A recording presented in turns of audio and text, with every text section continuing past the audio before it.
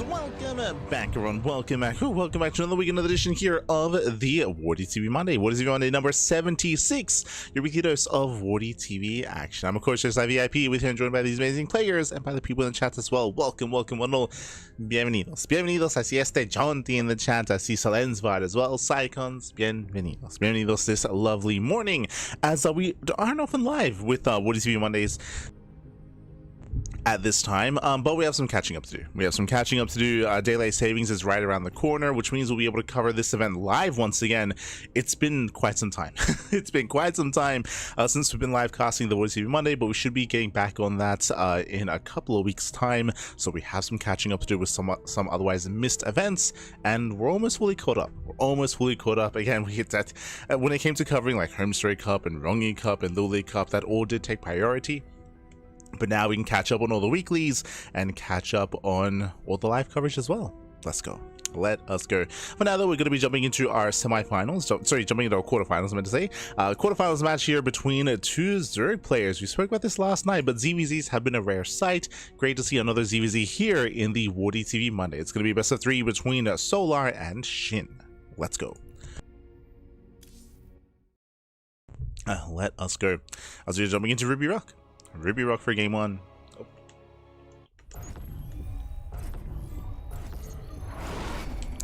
And spawning in the top left-hand corner of Ruby Rock, we have the Teal Zerg player. We have the South Korean Zerg representing Team Falcons. It is Solar. And spawning in the bottom right-hand corner, we have the Red Zerg player, also from South Korea. It is Shin. We go again. It was last night that we were able to cover Solar versus Rogue, if you recall. We were able to embrace another chaotic ZVZ, and that's kind of what Rogue brings to the table. Shin and Solar, likewise, maybe not as chaotic as Rogue, but we often do see a lot of aggression in the early and mid game. That's kind of what we're leading towards here between our two Zerg players. Hatcheries are being taken, Shin going for the initial extractor trick, 15 hatchery timing, Solar playing more standard, going for the 16 hatch instead. So from here, we're going to be opening up. Once again, though, we are expecting early game aggression. We'll keep an eye on whether or not we do go for a faster Bailey Nest, Roach War, and Eva Chamber, whether we stay in gas, whether we pull out of gas as well, whether we even claim a third expansion on a map like Ruby Rock. I feel like aggression is favored here, so we'll keep an eye on our players to see how aggressive we do plan on being. But eyes are on Shin, eyes are on Solar. But again, just quickly checking our calendar here. I believe it should be not next week. Replay cast on the 6th of April. So in 2 weeks time, is when Daylight Savings does hit here in Australia, and we'll be able to start covering events like the WardiTV Monday and the Kung Fu Cup as well live. Let's go. We haven't been doing so just because they have been starting very, very late over the past season, of course. Very, very late start times have been stopping us from covering it, just because of late end times specifically as well. But now it should be a lot more accessible, more so than previously. True.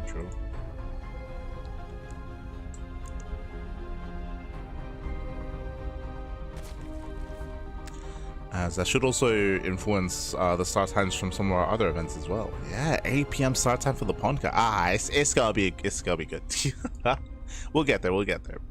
For now, though, we are just going to be opening up hatch gas pool. From here, we should be taking our third bases as well. Quickly checking here, we have pulled one out of gas for Shin. Likewise, Solar doing the same as well. So no one is going into any kind of heavy Bane aggression.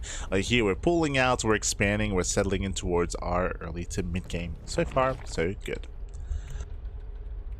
When it comes to ZVZ, again, we have been seeing a lot of aggression, a lot of all-ins. Likewise, Mutaplay has also been a viable option now, more so than previously, just because of the changes to the Spire. Has made Mutaplay more accessible and has made it more difficult to scout as well. Like, it's also kind of a big factor in these ZVZs. For now, the Bailey Nests have been thrown down for both players, so we're getting into Bailings, and we're playing standard so far. Everything's looking as it should be. We're really keeping an eye open on any kind of massive link flood, any kind of massive link aggression is what we're looking for here from both players. For now, still droning, still saturating.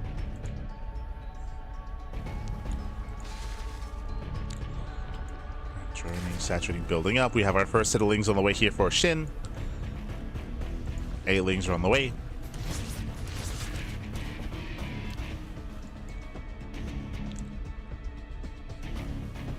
Getting Zay's Earthlings. Meanwhile, we do have the earlier Roachwarn. So Roachwarn has been thrown down. Bearing in mind that Shin doesn't hide it, it is for all to see.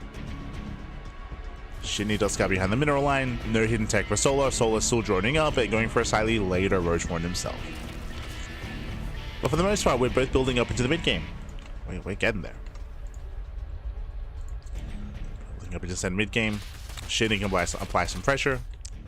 Pokes in, there is a mailing, and it shouldn't get away. There we go. Shouldn't get spent.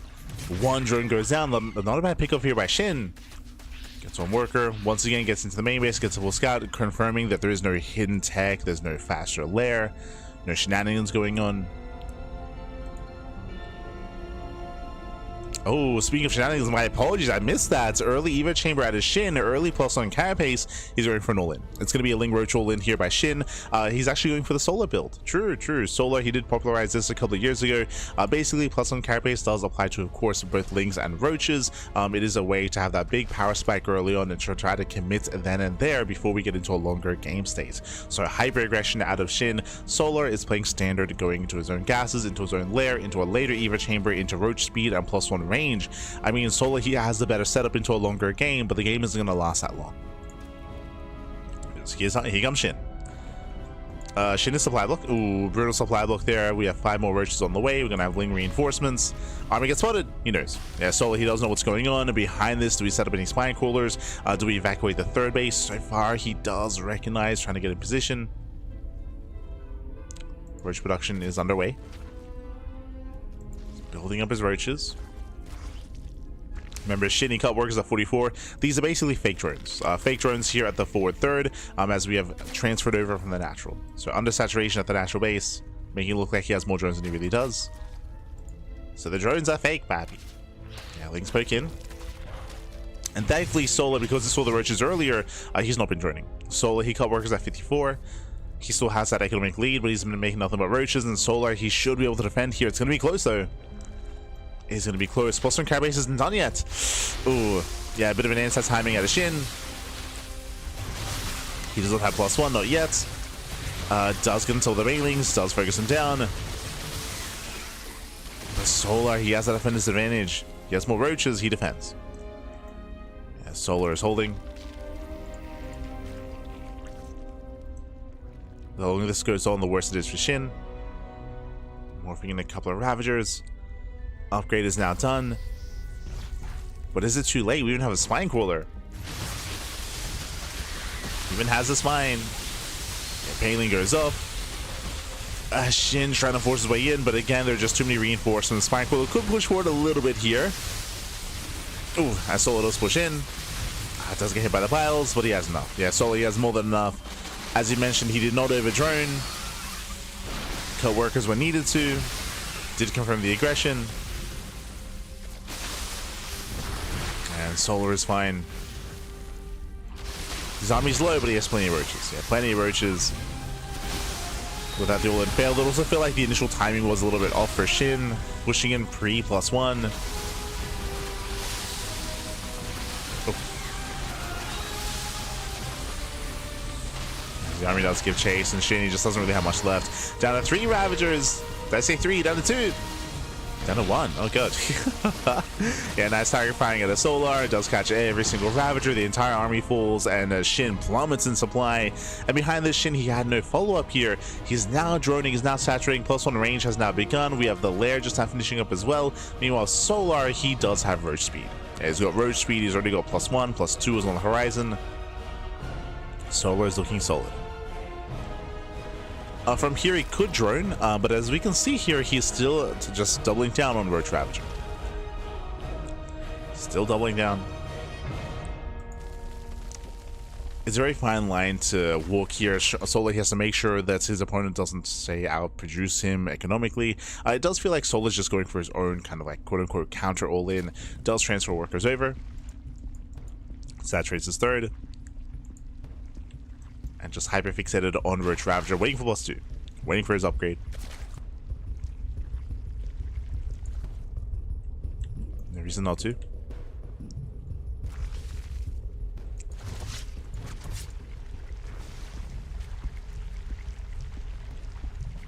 As he's still building up. Likewise, so is Shin. I mean, Shin is trying to with the limited economy. Now, so you can present roaches. I believe Solo should hit before Shin even has a roach speed. Ay, ay, ay.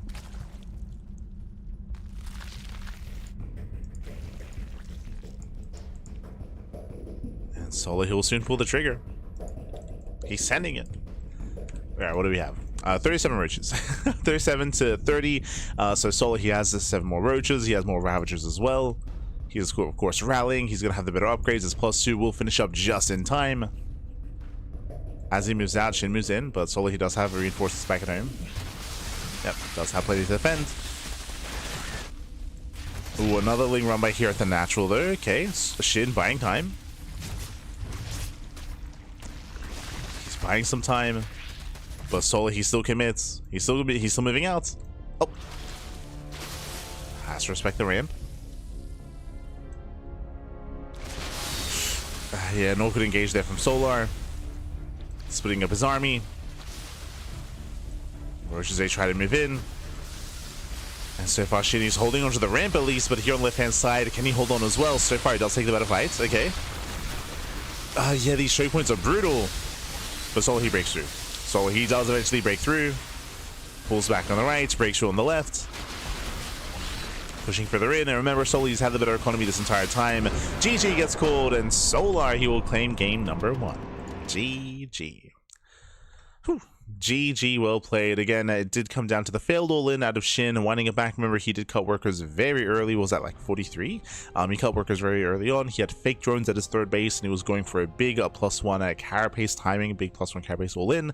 But alas, Solar, he did drone up further, but he also cut workers at 54, cut workers 10 more than his opponent, and just hyperfixated on purely his own roach production. He did end up scouting, or I should say the early roach warren was revealed, of course, and roaches were revealed earlier from Shin, so Solo, he was playing it safe. He was playing it safe. I don't think he confirmed the Eva chamber or the lack of saturation, but he was playing it very safe, cutting workers a little bit earlier than you would expect, and just fixating on roaches, and he was able to hold to defend.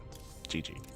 GG, well played. The game continued after that, of course, but again, in a mirror matchup, if you don't get any counter damage done, like Solo, he maintained that lead. Snowball out of control. Snowball out of control. As we're now getting into game number 2 this morning in the top right-hand corner of White Rabbits, we have the Teal Zerg player. The Teal Zerg representing Team Falcons. It is Solar. And spawning in the bottom left-hand corner, we have his opponents. We have the Red Zerg player. The Red Zerg player himself, it is Shin.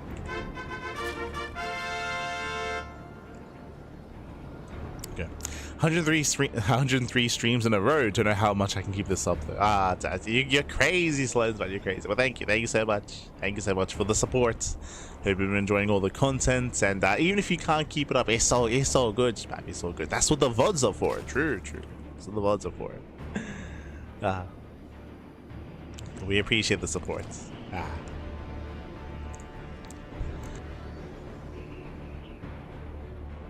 As we're selling into our ZVZ. Again, last game was Shin being the initial aggressor, and we'll see if that trend continues. We'll see if Solar is going to try to mix things up instead.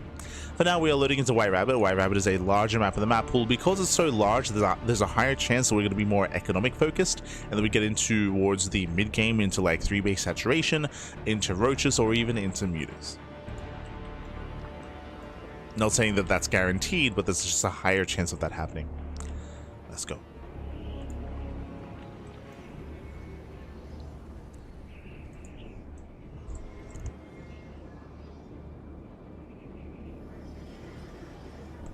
So overlords are being sent out. Again, so far just standard openers. Nothing crazy, nothing wild. We'll keep an eye on our gas saturation once we get into link speed. And then we'll claim our thirds.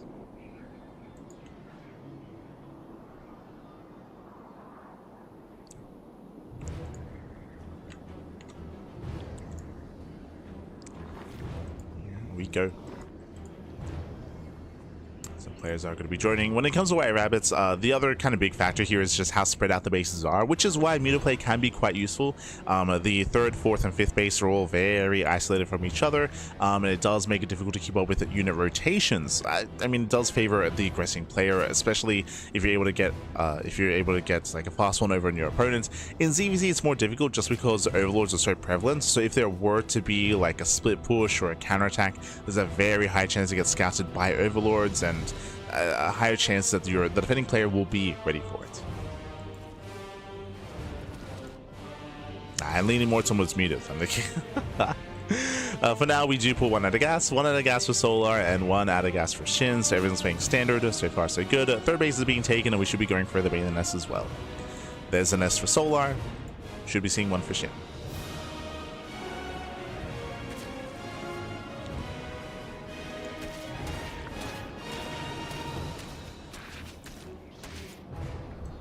There it is. There's that Bathing. A little bit later for Shin. A little bit later, but I mean, unless we do see a Link Flood out of Solar, it should be fine. Safety links are on the way.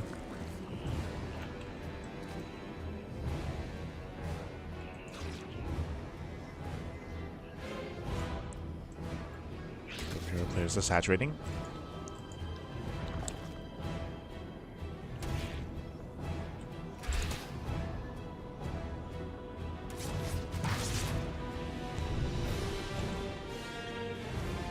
This time it's going to be Solo going for the earlier Roach Warren. We saw this Roach Warren timing last game out of Shin. Ah, there it is. Yeah, there you go. So yeah, getting into our Roach play. Again, we'll see what is done when it comes to our tech, when it comes to our lair timing. But there's no crazy fast lair. Gas is not being taken. And yeah, we might just play standard. Might just drone, saturate. Get into 3 bases. Shin, the first play to go into a lair. Solar like 1 second later. So lairs are on the way. We are embracing a more standard mid game.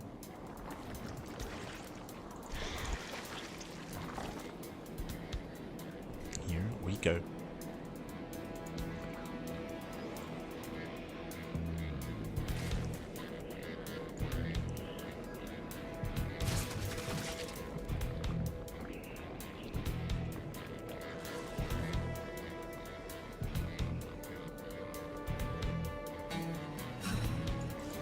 From here, we're taking all 4 gases.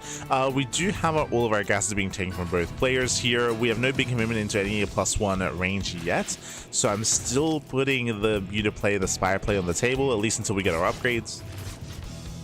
Shin does not have an Evo Chamber, by the way. There it is. Spire. From both players. Okay, let's go.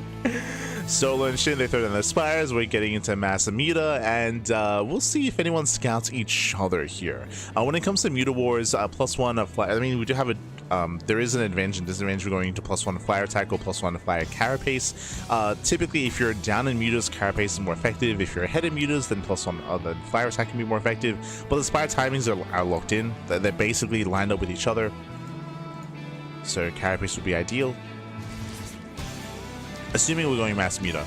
There is one difference, and that is Roach speed. Gas is being spent on Roach speed, so Solar, this might just be to harass with Mutas, this might not be to commit. I say that, there's no +1 range. True. There we go, yeah, +1 range, okay, he's going Mass Muta. Oh no, the Lings! The wall is open, Lings, they flood in, they catch a Queen! Yeah, Queen is going to go down, Roach is out of position, Drone's going to be falling as well, nice pick up by Shin. Catching at 1, 2, 3 drones. Very nice. Yeah, 3 drone kills, gets a full scout as well. Confirms the Mutas. Shin knows. Yeah, Shin is fully aware. I believe Shin, he didn't make extra roaches. Yep, Shin, he only made 3 roaches. So Solar, he invested into 7 roaches. He invested into roach speed as well. And Solar investing into +1 melee that much faster. A bunch of gases being spent, not on Mutas. So naturally, Shin has the higher Muta count. Shin, he's affording more Mutas. Ling around by as well, disrupting the gas mining. 4 drone kills. And Solar's in a rough position. He's in a rough position here. Mutas are revealed. The Mutas are split. And Shin is coming in. Remember, Solo didn't scout. That's right, he did. See, he did. He does know. He's getting caught out there. No! Has to pull away. As was getting caught. And Shin does have that muta lead, but both players are supply blocked. Yeah, both players are blocked. So I'll slow Shin down. Soul's advantage is it does have those extra roaches.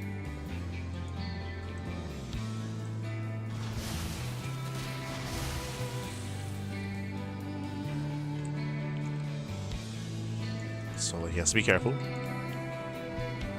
Nice run by. Takes down 3 drones. Solo pulling away.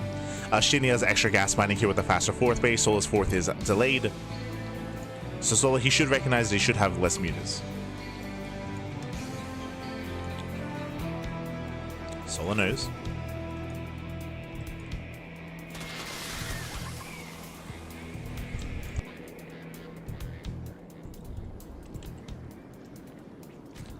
Solo is aware. Shin is up by 5 mutas. There are other factors, of course, like spores or queens, but Shin should win head on. Yeah, the armies are to engage. Shin reinforcements have arrived. I would have faster reinforcements for Solar, but Shin should still claim this fight. Oh, they do have different upgrades. I have +1 fire attack. Yeah, yeah. Yeah, as you mentioned, +1 fire attack does favor the player with more mutas, and Shin overwhelms. He overwhelms the army. GG gets called, and Shin ties up the series 1-1. GG. Whew. GG, well played. I didn't even notice the upgrade disparity between the players. We had Solo going for +1 carapace, a flyer carapace, which of course makes sense as he had less mutas, but Shin went into +1 flyer attack, and of course he had the 5 extra mutas as well, so extra damage, did overwhelm. GG. GG, well played. Again, just a really rough start for Solar, not just when it came to Ling Rambai, but also, as you mentioned, he did spend gas on roach speed, on extra roaches as well. That did hurt him in the long run in the Muta Wars, as it's that much more important to to dictate where your gas is being spent. And with that, we're getting into the ace match, getting to game number 3. Here we go. And spawning in the bottom hand corner of Tourmaline, we have the teal Zerg player representing Team Falcons being forced into the ace match. It is Solar. And spawning in the right hand corner, we have the orange Zerg player. The orange Zerg player himself representing Team Falcon. Sorry, currently teamless. It is Shin. Here we go. More mutas, more better. I mean, yeah, for the most part, I will say that there are some ways to recover from a muta deficit, mainly when it comes to fighting with spores, fighting with queens, or being able to incorporate some spellcasters as well. But to do so, you have to be given the room to be able to get into tech up in towards infestation bits and tech up into either infestors or viper tech. But yeah, when it comes to straight Muta Wars, it's also hard to judge kind of where you are in mutas. For Solo to commit to the fight tells me that he just wasn't aware how far behind you. No, he should have been aware there. Yeah, he should have been aware because he also had the delayed 4th. So he should have been aware that he had just had less gas income, less gas mining.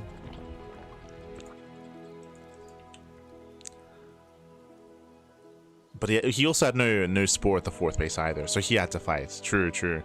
The issue there is that if Solar didn't take that fight, he would have lost the 4th, he would have lost anyway. So it was just a really rough position for Solar, as there were no spores at the 4th.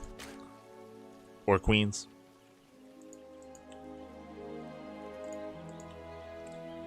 But here we go. From here, save the openers, hatch gas pool. Welcome to Tourmaline. Tourmaline is a much smaller map of the map pool, so the chances that we go into mutas is much lower. Much lower here on Tourmaline. We're leaning more towards heavy Link Bane play or early roach pushes and virtual lins. That is what we're expecting.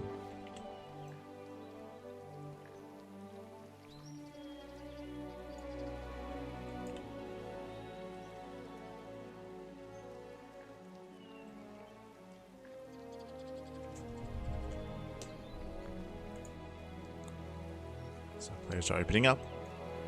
Shin pulls out, so does Solar, so no early Link Bane aggression.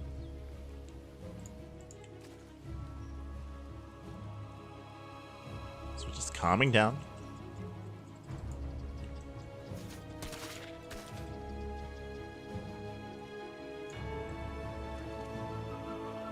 From here we can just calm down, we can settle in.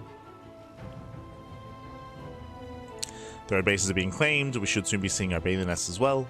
Speaking of. Bathing nests for both players. And we're looking for the Roach Horn timing and the Era Chamber timing as well. I think there's a high chance that we might see another +1 Caribase all in. Maybe this time even from Solar. We'll keep an eye on our players.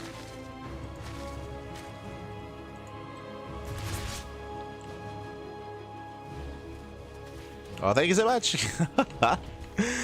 Yo, shout out to Rudy 2D. Thank you so much for the bits in the chat. God, I don't know why no notification showed up. Hold on. It's kind of weird. But thank you. Thank you so much. We appreciate the bits. Gracias, papi. Gracias. As we have our Roach Horn from Shin. As Shin, his Zergling does barely knock it into the main. Doesn't quite make it through. This is looking very similar to game 1. Very similar. Soul's being a little bit greedier. Focusing on droning, going for a later Roach Horn. Shin scouts, he knows. Time to raise your APM. God damn it, Shin. Every time, baby, every time. And yeah, there it is. Speaking of, this build looks like game 1, it's just like game 1. So early Eva Chamber +1 Carapace. Shin is going for a Ling Roach all in. And we'll see if he can maintain himself. As Shin should be cutting workers soon. I believe last time, yeah, he cut workers at 44. Solar, I believe, should be joining up a little bit further. Oh, that's +1 range. Wait, what? Never mind. This is not the same build as game 1. So I assumed it was going to be Carapace, but no, with +1 range, that means Shin is droning, and instead is going to go for a massive Roach all-in, or massive Roach timing with +1, but this will be hitting a little bit later, of course. Does hit later.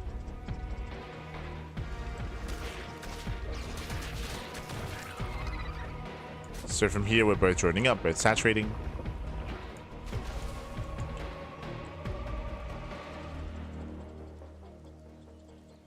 Gas is being taken without an Eva chamber. Sorry, there is a chamber. Never mind. I was gonna say without any upgrades on the way. It looks like Spire Tech, and there it is. Spire is on the way for Solar. Now Shin should be hitting before the mutas come into play, but we'll see if things get in. No shot. Yes, Shin, he gets into the main. He does get a full scout. He confirms the Spire. He knows. Yeah, Shin, he knows he's away. Even baits out the bailing towards the end. Nice pickoff. Roach production should begin. And we need to get across the map as quickly as possible here.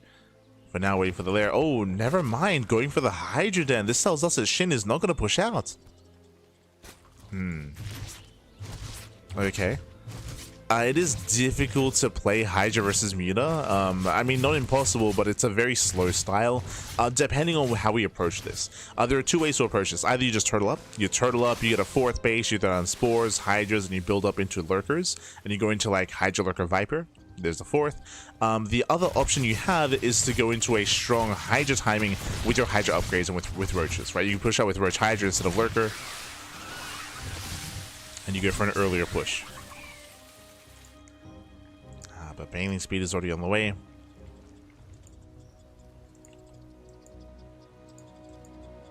We'll see how Shin does approach this. Shin is getting into Roach speed. So on 3 base saturation, Hydras are amassing. Of course, Solo knows he's been scouted. Just now getting to mutas. Solo likewise also have it fixated here on Roach production. And Solar, he only makes a handful of mutas. Only a handful. Good call. Again, he knows he's been scouted. Shin gets supply blocked.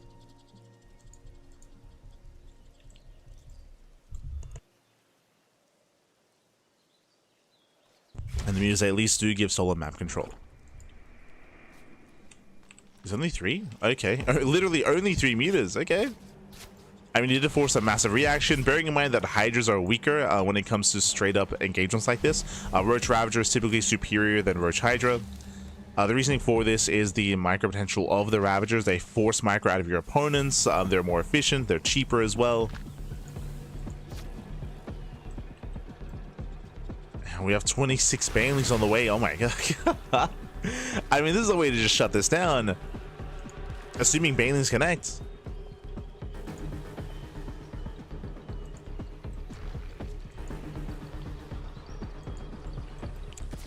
Solo, he's the first to max. Again, he has the cheaper army, but I would say it's more efficient. And so here we go. We'll see if the Banelings can get through.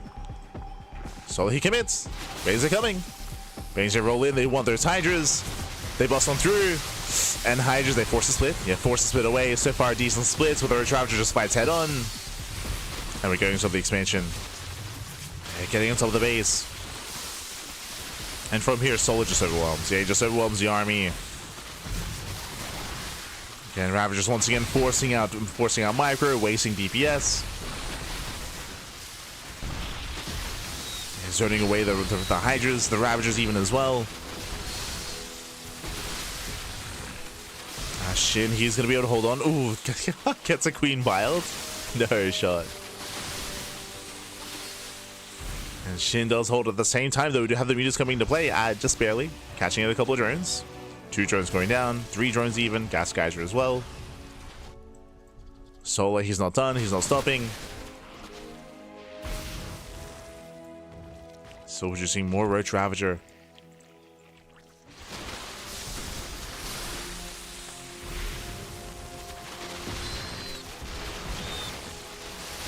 Yeah, and he can just overwhelm, especially with Defender's Advantage. Just keep rushing forward. They try to catch reinforcements as well. And Shinny's just running out of steam. He's running out of army. Did lose 6 drones? Like, I think they might have been pulled with the army. Yeah, with that down go the Roaches, the Ravagers, just a handful of Hydras remaining, but again, they're so fragile, they're so vulnerable. Solo gives chase. Gives chase. Again, when it comes to Roach Wars like this, Hydras, their real value comes in Lurkers. Like, Lurkers are like a big power spike for the Zerg player. But remember, Shin, he wasn't ready for Lurkers as he was purely focusing on the mutas. And he overcommitted, right? Overcommitted into Hydras. GG gets called, and Solar, he will claim the series 2-1, advancing on into the semi-finals. GG. Whew. GG, well played. Solar, he does claim the series. Again, Shin just getting baited by the Spire. The Spire was thrown down. Shin scouted. Great scouting by Shin, by the way. And his reaction was not to go for a Roach all-in, but to go for a Roach Hydra instead. And the problem with that was that there were only 3 mutas. Only 3 mutas were made, only enough to hunt down Overlords and to just pose a bit of a threat when it comes to harassing, but no real damage was dealt. I mean, hey, killed a Gas Geyser, killed 3 drones, but did force a big reaction, and Soul was able to overwhelm with purely Roach Ravager. And with Banelings, of course. True. There was that mass Baneling to reinforce as well. But GG. GG, well played. Soul does claim the series. Shin is knocked out of the tournament, and we do have at least 1 Zerg player in our semis. GG, well played. With that, we're going to be loading into our semifinals. We're going to be following Solar into his next series against Cure. Let's go. Let us go.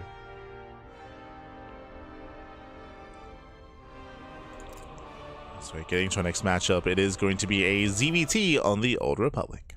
Oh boy. Here we go. Cure has been looking quite terrifying as of late, specifically against Protoss, and against Zerg, he's been quite diverse in this play. We'll get into it. As spawning in the top right hand corner of the Old Republic, we have the Teal Zerg player himself representing Team Falcons. It is Solar. And spawning in the bottom left-hand corner, we have his opponent. We have the red Terran player. We have the red Terran himself representing Team Liquid. It is Cure. Here we go. Okay, we're getting to our ZVT. Now, when it comes to Cure's play as of late, we have been seeing a lot of mech. We've been seeing a lot of mech, a lot of bio, a lot of aggressive builds as well, especially on smaller maps. I think it was last night or the night before, we saw just non-stop 2-Rax Reaper, non-stop 2-Rax Reapers. I think it was against Solar as well. Like, it was wild. the kind of play that we were seeing out of Cure. So we'll see. I believe that was during the KSL. Oh, wait, no, sorry, not during the KSL. During the... But all the tournaments blend together. During Kung Fu Cup, that's it. KFC, that's the other one. During the KFC. And we'll see how our players do adjust their approach. So now we have our hatch gas pool. Our initial standard openers. Likewise, Rax expands. We'll be keeping an eye open here to see the timing of the third TC. Welcome to Ruby Rock. Ruby Rock is one of the larger maps of the map pool. I'm a little bit surprised it's made it through the vetoes in a best of 3. I'll be honest. Ruby Rock typically has a very, very difficult to defend at 3rd and 4th location. And especially in ZVT, if the Zerg player gains map control, which they often do, it is very difficult to turtle up and to defend. I would say that there's a higher chance that I don't know. I was gonna say there's a higher chance that Cure goes for something like an 8-Rax, but even then 8-Raxes they're kind of dead in the current meta. Like we rarely see them nowadays unless you gain a lead early on. The other option is to try to play mech, I suppose, but even then I still don't know if it's quite wise to do so on the Old Republic. We'll see. We shall see.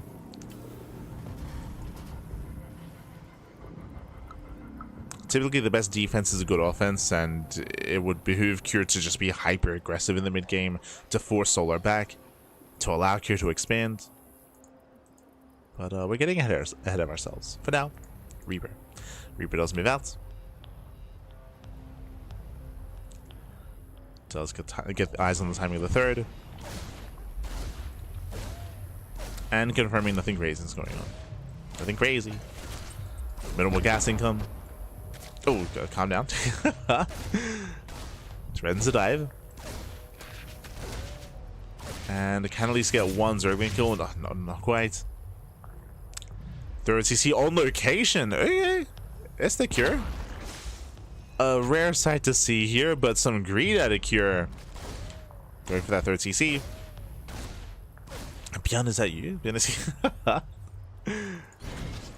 I mean, it is a bit of a larger map, so quite confident play here by Cure. So far as keeping the Lings busy.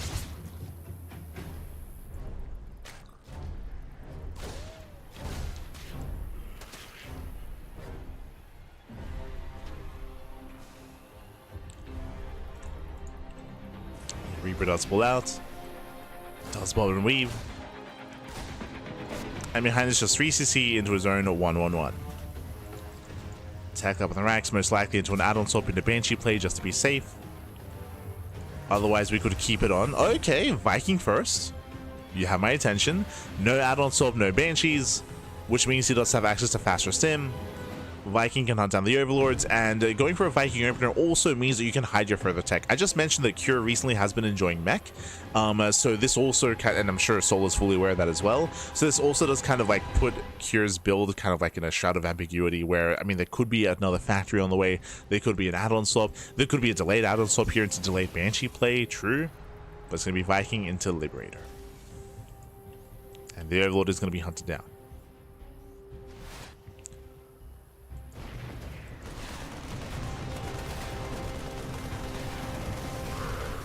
The Overlord will fall.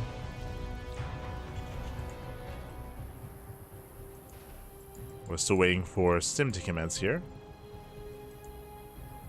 Curious. So we're actually committing into an extra pair of Hellions. Okay, there we go. Stim is on the way. Getting up to 8 Hellions. Cure threatening a dive. I say threat, he's just going for it. Oh my god. Yeah, let's commit the drones. No, they line up. Yeah, drones are lining up. Helis, they bust into the mineral line, and drones are going to fall. Getting it to 5 drone kills so far. Thankfully, not too many. Lings, they do shut this down. That could have been disastrous here. 5 drones do fall. Whew. Could have been so much worse. Could have been a lot worse. Nice crisis management there out of Solar. Behind this, we have our extra Raxes getting into fire. Ooh, Viking does overextend. A bit of miscontrol here by Cure. As Cure was inattentive.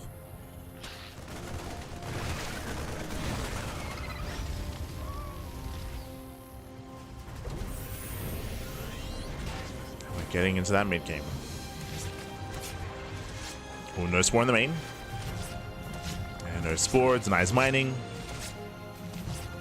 No major damage. Solo going into a much faster Hydrogen though, okay. Quite tech heavy. Oh. Screens do maintain themselves, clutch transfuse. But typically with a fast, I mean, this is a Hydrogen before the upgrades. Yeah, +1 range is going to be on the way as well. Big commitment into Hydras, and this often does lead into Lurker tech. Oh, we're going to slow this down, aren't we? We're going to... Oh, no.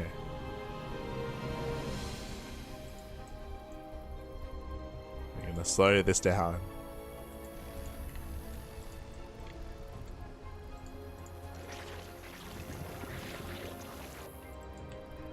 We have been seeing some 3-base Hydra all-ins out of Solar.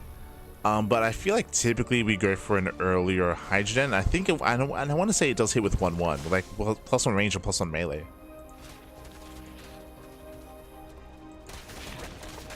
Yeah, he's getting a Baneling Nest, but I get a big delay on Banelings, a heavy commitment into Mass Hydra. Here's trying to be active.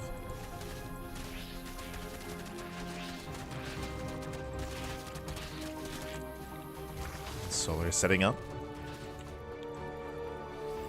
Cure he'll not confirm the fast Hydras. Yep, now he knows. Now he sees.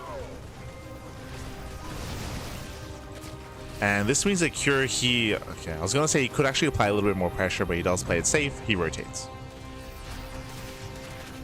Bearing in mind that he knows now that upon seeing all those Hydras, he knows that there's gonna be less Banelings. Does save his tanks. Just being active with Marines.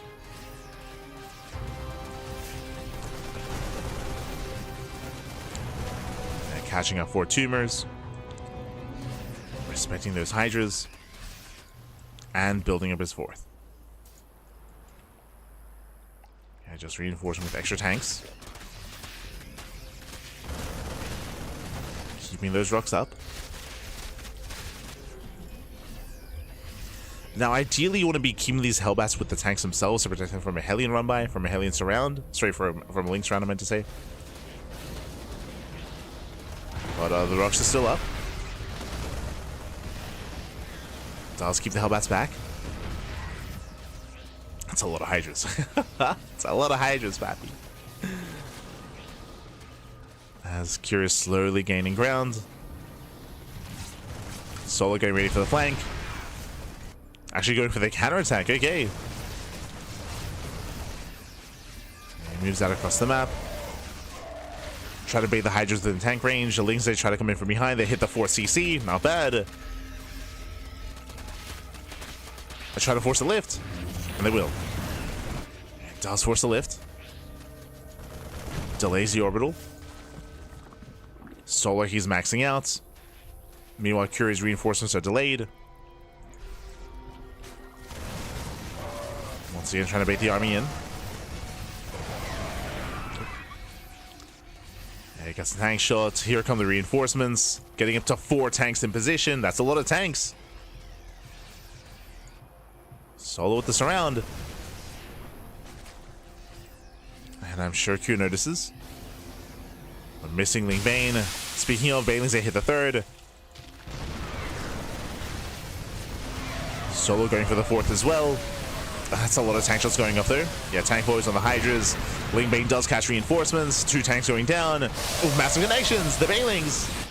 The Banelings connect. What about the main army though? And Curie's all in. Curie, he's being forced all in. Pushing forward. Nice time to the Banelings.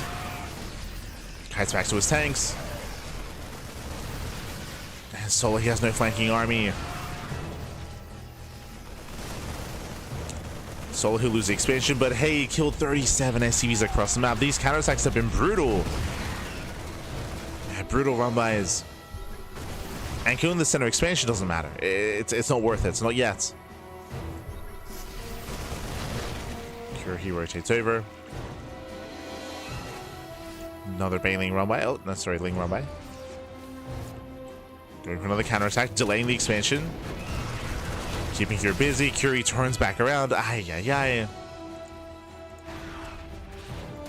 Curie's got to go. He's got to send it back. Now, bearing in mind, the soup is lying. In a sense, Curie, he has a massive army and he can still win a head-on fight. Ultra Cameron's just now finishing up. Hive Tech is on the way. Ultra's not really going to be a factor in this engagement, though. Curie can still kill.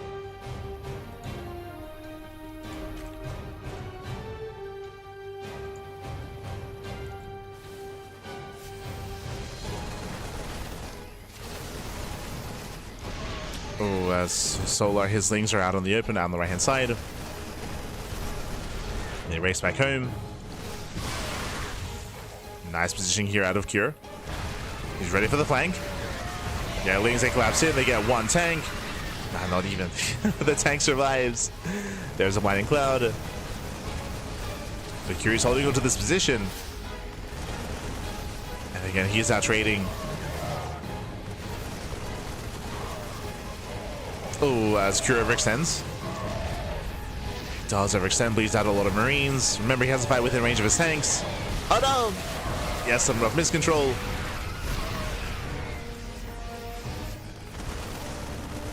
Some messy micro here by Cure. Snipes the Viper, very nice. Yeah, Kai's back. Massive tank shots here on the Ultra. Ultra does go down. And the Hive just cannot push in. Remember, there's no kind of plating. 2 seconds. Yeah, 2 seconds away. Looking around by delay some mining here, but good reactions by Cure. And these Ultras, they now have the upgrade. Oh, they have some, but not all. And they still go down. The tank line here is brutal. We have 4 tanks, very nicely spread out. And Cure punishes. He punishes the Zerg army.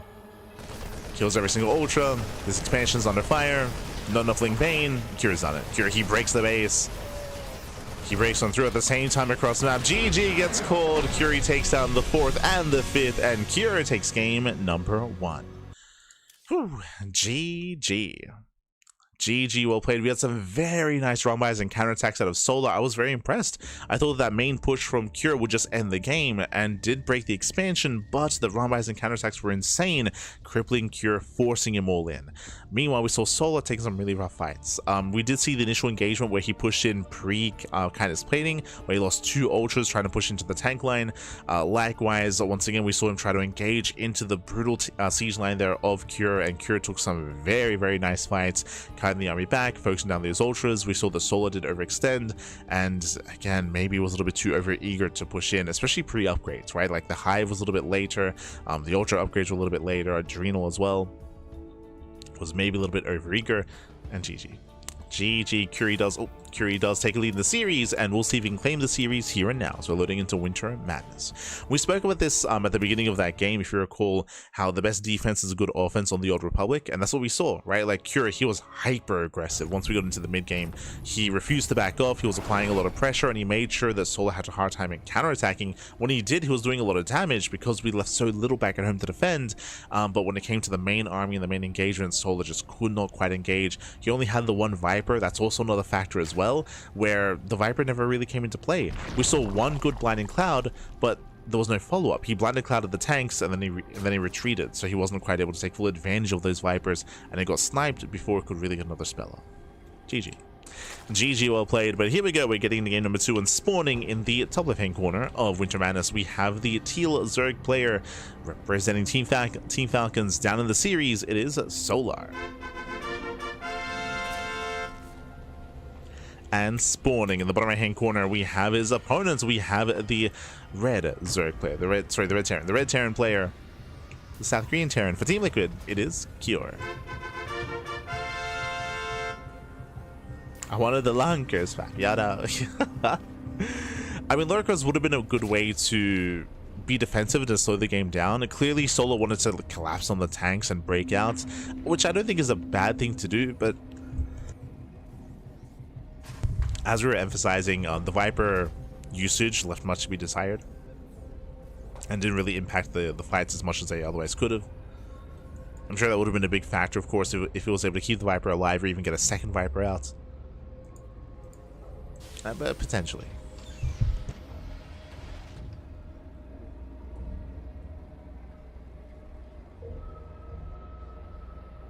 There we go. Here we go. We're getting game number 2 here. We're going to be loading into a much larger map. Now, this is where I'm concerned for Solar. Typically, now here on a larger map, on a more defensive map, this is where Cure is more favored when it comes to slowing things down, and claiming a 3rd base, claiming a 4th, claiming a 5th base as well. This is where Cure can excel. This is where we typically do see a lot of late game on Winter Madness. As the Terran player can build up to 4 and 5 bases, the Zerg player can take the rest of the map. Is usually how things go. We'll see if Solo wants to embrace that kind of late game. I mean, he might just have to. The other option, of course, is Mutaplay. True. As we spoke about in the ZVZ matchup, Mutaplay is a lot more accessible now with the earlier with the faster Spire. So we have seen an uptick in mutas, and we've seen a lot of that out of players like Shin. I don't know if Solar is one to embrace mutas in ZVT though. That I'm less certain of. Because I know he's been very fond of Hydras. I mean, hey, you saw last game, right? With Solar, he delayed his Banelings for very fast Hydra upgrades and Hydra tech.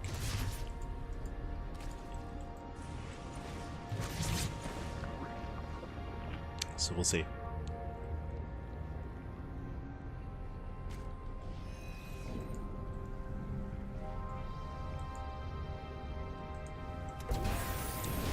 So we have our 3rd CC before starport. This time Curie going for the CC on the high ground, not on location. Being a little bit more sensible.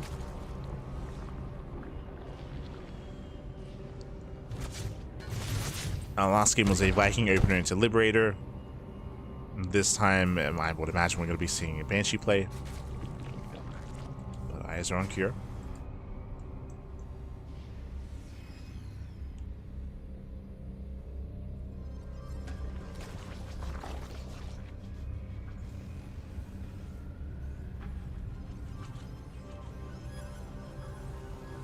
Oh, hello. As we don't go for the Onslaught, we're going for early Marauder production. So Viking opener to hunt down the Overlord to deny vision, into Marauders, into most likely Marauder Hellbats with an armory behind this. Oh boy. Very committed. Very aggressive build here by Cure. The aggression continues in a different way. Hellions poke out. Overlord attempts to scout, but the scout should be denied. Ooh, hello. We reveal the add-on swap. Yeah, he swaps back over. I was curious.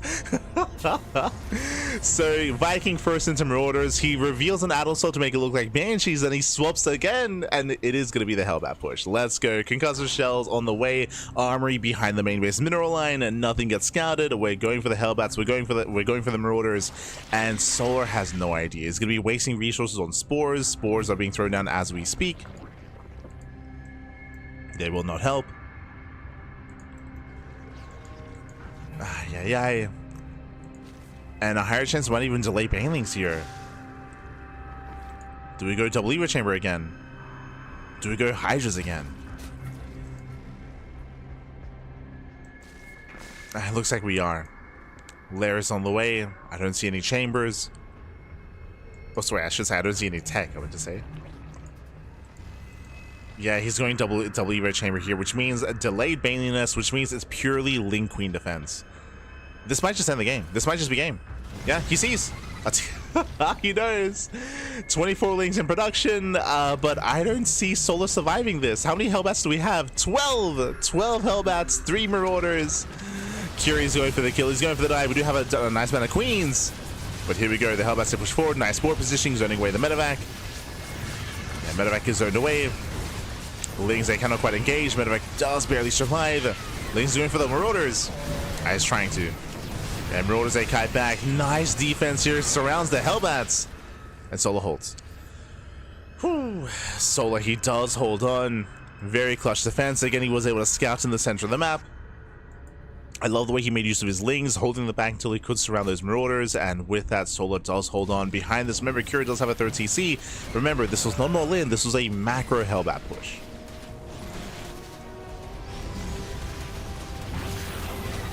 Now, there is a downside though.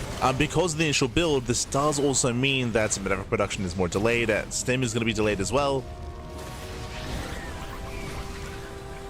Delayed eBays. This should be a stronger was going to say this should be a stronger mid game for Solar. It should be. He is going no more Hydras once again, just like last time. Building up a heavy Hydra count, and the game will continue.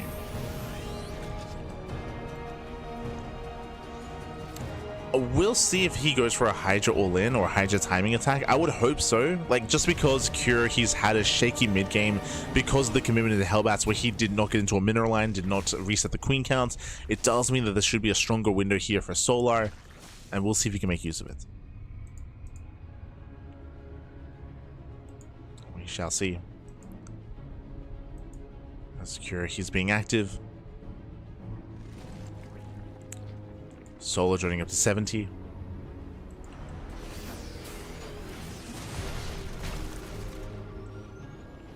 He does spot the Hydras. Cure cannot engage.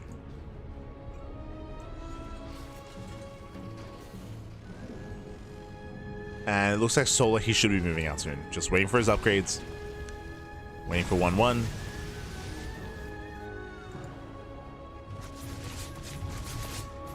Cure threatening to dive into the main. Solar, he ignores it. And Cure, he will have Stim to defend, but not much of an army here. At the same time, no Bathing Nest, right? Yeah, true. It's purely Ling Hydra. Purely Ling Hydra, but that's a lot of Hydras. Solar moves out. Lings, they come in from behind. The wall's open. Yeah, the wall is wide open, and reinforcements get surrounded. Hydra starts stepping in, the boys are being pulled.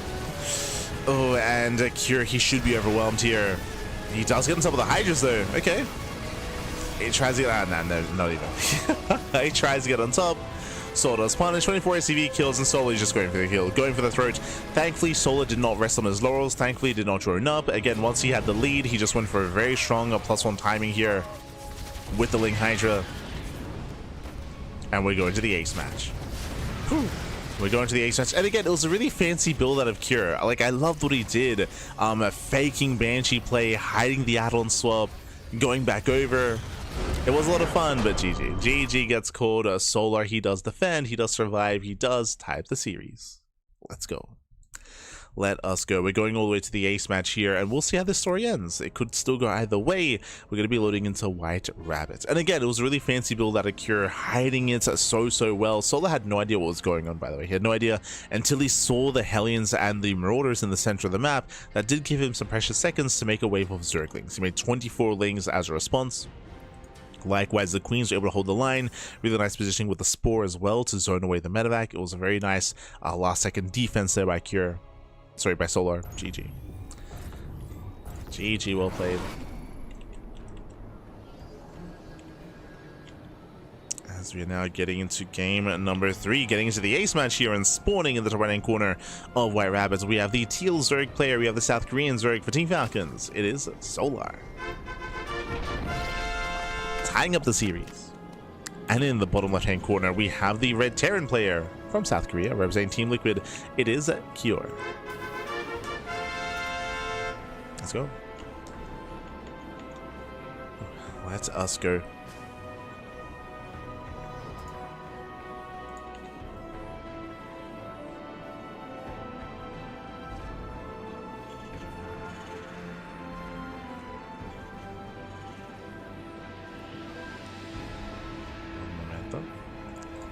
As we're getting to the ace match here, we're going to be loading into White Rabbit. White Rabbit is another one of these larger maps of the map pool. Larger map, longer rush distance by ground. I will say the bases are a little bit more spread out. There is a way to kind of expand towards the center and get your 4-base setup up and running. We'll see how Cure will adjust though, because Cure's been quite aggressive this series. Last game, of course, we had the hidden Hellbat Marauder push. That is true, with a third CC behind it. In game 1, we saw again heavy aggression in the mid game with his early Bio tank pushes as well. So we'll see if that trend continues into the ace match, or if he slows things down.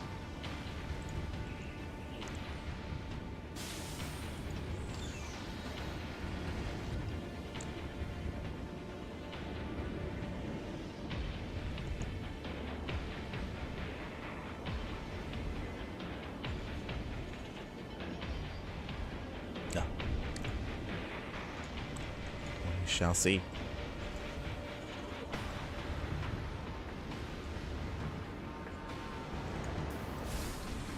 So from here we have our standard openers. Once again, both games we've seen Solar embrace heavy Hydra play, both game 1 and game 2. That should be a sign of things to come, and we should be seeing Cure embrace a more like tank heavy mid game. We shall see.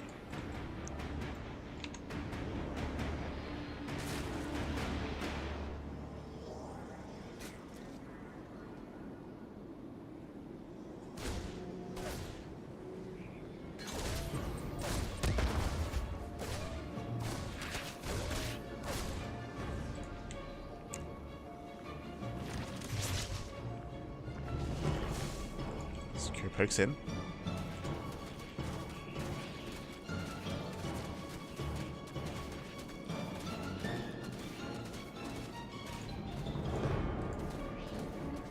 In, pulls away. We do have our third CC behind this, building up in towards the standard mid game. So far, so good.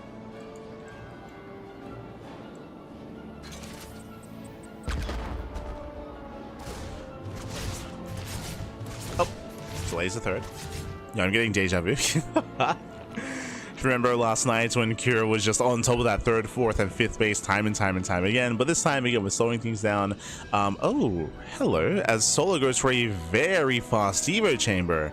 Now, this could be one of two things. Either fast +1 carapace to rush into early carapace and into early +2, or fast +1 melee, which we have seen out of Solar. I'm not entirely convinced by the early +1 melee, I'll be honest, but we have been seeing it a little bit more in recent weeks. There we go, carapace. This makes more sense. So what's the advantage? What's the point of +1 carapace? This is ideal against a heavy bio play, as we are opening up Viking once again, 3 games in a row. Huh. 3 games in a row going for the Viking. Are we going to be hiding tech again? What's the plan exactly? But typically this is ideal against bio, just because when it comes to Marines, they have a really high attack rate, and the +1 carapace upgrade does apply to every single hit. Cloak was revealed for a moment, is cancelled.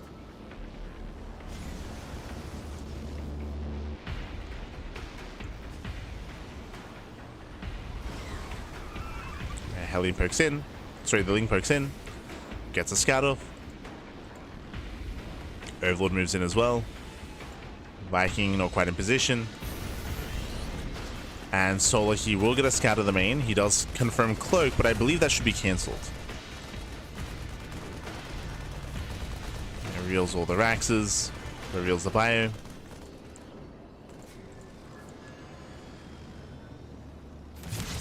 Curie does come into the mineral line, gets one. Yeah, one drone and pulls away, respects the Zerglings.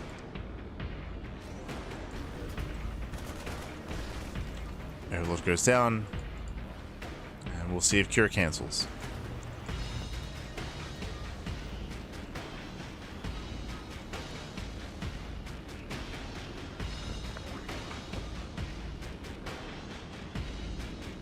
Solar is building up. So far just checking each other. Curie does try to find a way into the natural, Linger in position. Curie does not get in. And yeah, once again, early Hydras. We've been seeing this every game. Like, we've gotten here in a different way, of course, but still a heavy Hydra play out of Solar, which means +1 range, not +1 melee. It has been his go-to, with mixed results.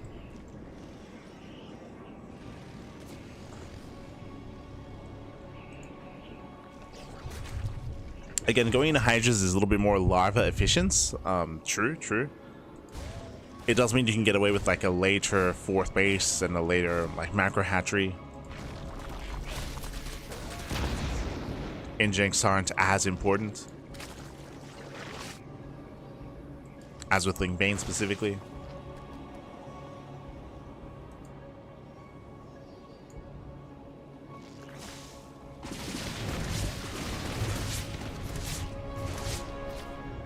It's definitely piquing my interest, just how heavy Soul's been relying on this. We've been seeing this a little bit out of Shin, like a little bit, and a little bit out of Raynor, but they don't rely on it as much as Soul does.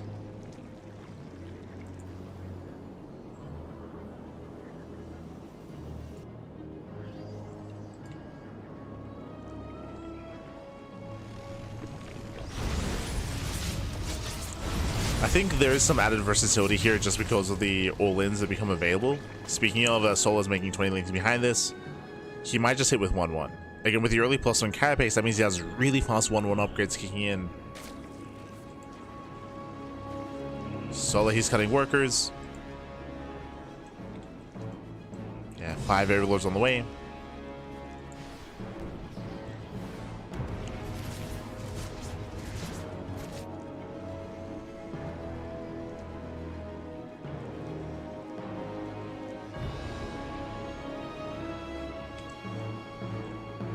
And he's not droning, as we assumed here.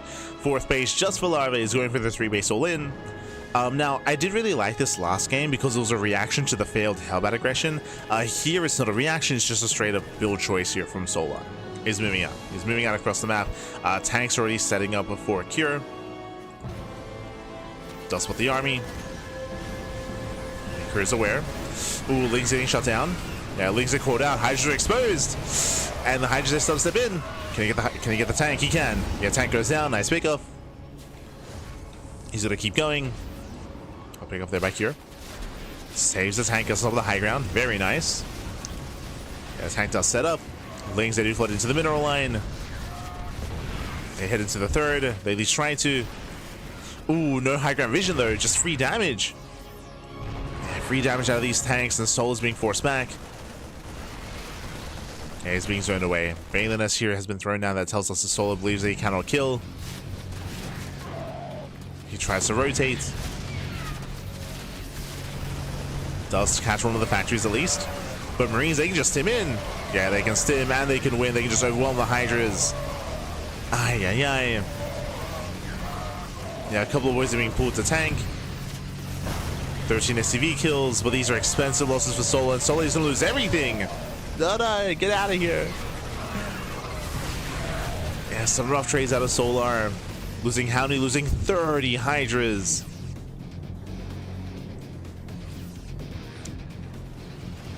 The Hydras go down. Solar, he tries to rotate. Does pick up some more SCVs. But again, he will lose these Hydras. He has to get out of here. So he tries to pull away. Solar now starts to join, but remember, Solar, he was all in. This was an all in, and the all in has failed. Solar's being outscaled. We have 2-2 on the horizon. 4 CC has been thrown down. And Cure just commits. Does commit. He does have a nice tank count. I'm a little bit concerned that there aren't enough Marines. Yeah, he pulls away. Cure pulls away.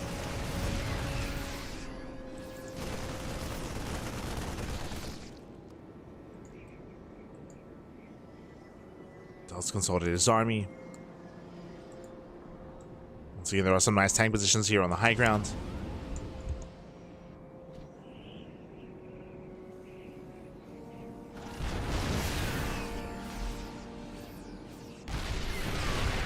Is moving in. He's got 5 tanks. Oh god. No, yeah, the Hydras are within range. Lings are trying to come in from behind. Lings are shut down.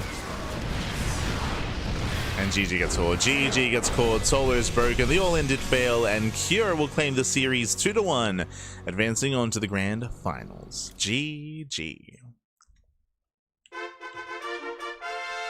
Whew. GG, well played. Again, Solar, I really did enjoy his build and his response in game number 2, going for the Ling Hydra all-in. Here we saw it prepared much earlier. This explains why we saw the early +1 carapace. It was for the early 1-1 timing with Hydras, and he did initially catch the army in the center of the map, but unfortunately we saw that there was no high ground vision, there was no overseer. Right? There were no overseers with the army, so the tanks on the high ground were brutal there for Cure. They defended very nicely, very well, and we saw that Solar did overextend. He did overextend, pushing to the 3rd base. He lost 30 Hydras in that push, in that all-in, and that was game. That was game then and there. There was no recovering after those losses. GG. GG, well played. With that, Cure does claim the series, and with that, we are going to be going on a short break. Going to be going on a short break here. We have 2 series left. We have the lower semifinals, and we have the grand finals as well. After the break, we should have our next series. It's going to be a PvT between Classic and Percival. We'll see you soon. See you soon after said break. See you soon.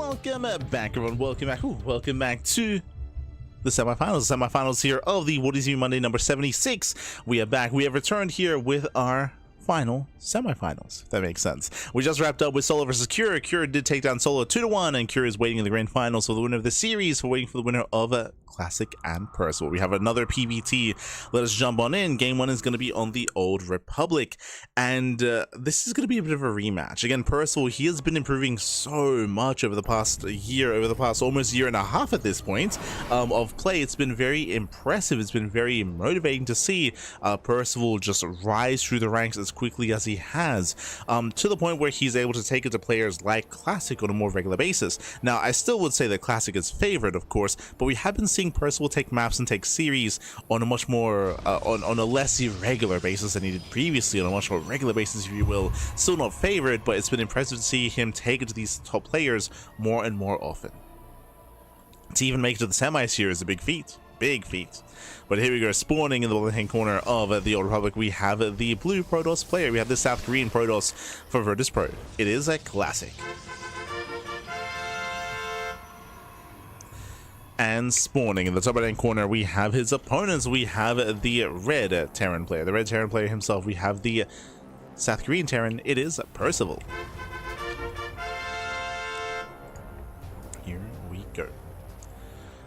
Here we go. We are going to be settling in, and from here we have our PvT. Welcome to the Old Republic. The Old Republic is a larger map of the map pool, longer rushes by ground. I will say that these larger maps do typically favor Protoss, and they'll be favoring Classic. Classic has some of the best late game PvT out there in the world, if not the best late game PvT. So if you can get there, Classic can dominate. Meanwhile, Percival typically thrives in more aggressive settings. Percival on smaller maps, I do favor him. If he can load into Tourmaline, 10,000 feet, Ruby Rock, those three maps come to mind, then Percival, he can catch you up with an all-in. On these larger maps, I'm a little bit less confident, especially against Classic, but we'll see what he has to offer. We'll see what he brings to the table as we open up single gas racks expand. CC is going to be off center, so a nice little move here by Classic, forcing some inefficiencies out of Percival. Bearing in mind, of course, Percival can always lift and land. Oh, hello, that's a tech lab. So early tech lab at a Percival, he is going for early Marauder production. The goal here is to try to punish the punish of Classic. Classic, upon confirming the earlier CC, Classic may choose to move out across the map with Adepts and Stalkers to try to harass and delay. Yep, there it is. The Adept is on the way, should be rallying across the map. If that's the case, the goal for Percival is to catch the Adept with the Marauder. Can he catch him? As Marauders are building up. Ooh, behind this, going for a 3-rack setup here. Again, I like this a lot more on smaller maps. On a larger map like this, Classic will have more time to react and more time to respond. But it is going to be a 2-on-1. Okay. You have my attention. Going for the second racks and going for the factory before starport. Let's go.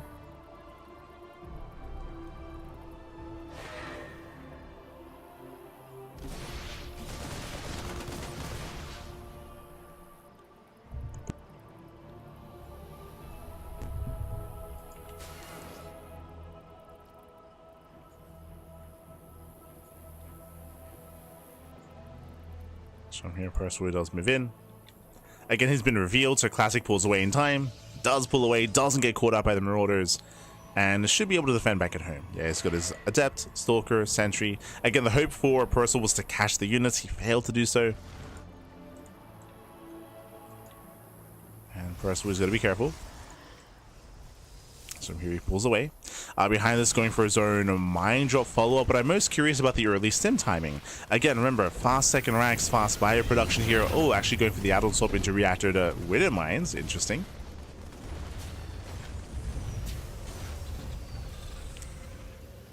Making use of those add-ons. Mines are amassing. And we'll see how hard Percival commits. We shall see. So far, Classic is unaware. There's been, I was going to say there's been no hallucination scout. I mean, now there has. Spots a Widow Mine, spots a reactor on the factory as well. He still see all 3 mines. He knows. Yeah, Classic is fully aware. Is going to prepare. And now we have released him. Back at home, Classic just going for a 2-gate blink into a third, so very economic build here by Classic, building up into a stronger mid game. So greedy play out of our Protoss. Mine Drop is moving out, only 3 Widow Mines, not making any more behind this. Ooh. Setting it for tanks. But again, it's been a bit of a messy early game here from Percival. It's been a big commitment into the Marauders, into Widow Mines, and so far no damage has been dealt.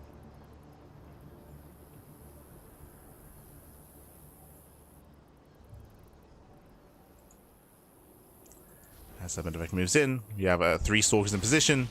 Ooh, does dive on the medevac, and will focus it down. Ooh, barely. Yeah, medevac does fall. 3 lines are left behind. And nice pickups here. 1 mine goes down, base out one of the shots. Blink is available. 1 probe for 3 Widow Mines to the medevac. That is a brutal trade. Oh my god. Classic, he defends it beautifully here. And the pressure is on Percival. Is in a rough position. Sim is finishing up faster than normal. Percival, he might try to catch these Stalkers. And I'm curious to see if Percival even gets a 3rd CC. Do we get a 3rd? Do we commit? Medevacs are out, so Percival, he can stim more freely. Classic should scout the move out.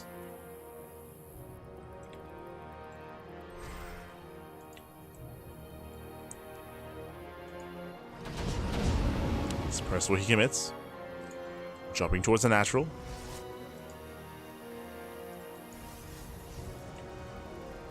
Does drop towards. Would you have the switch into gateway units here? So charge is on the way, +1 is on the way, delayed bay into delayed splash damage. You see Classic splitting up his army. Zealous on the right, Stalkers on the left. And he does spot the drops. Does spot the medevacs. You saw the rotation. He wants those medevacs. He gets 1, he gets both. Yeah, both medevacs go down. Brutal force fields as well, just catching out all the Marauders. Massive loss here for Percival. Ay, ay, ay.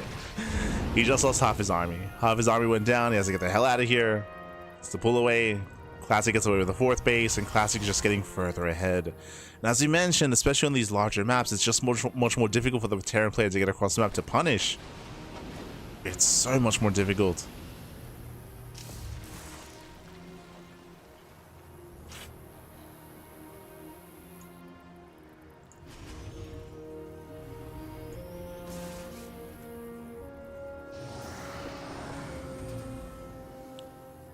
As Classic moves in.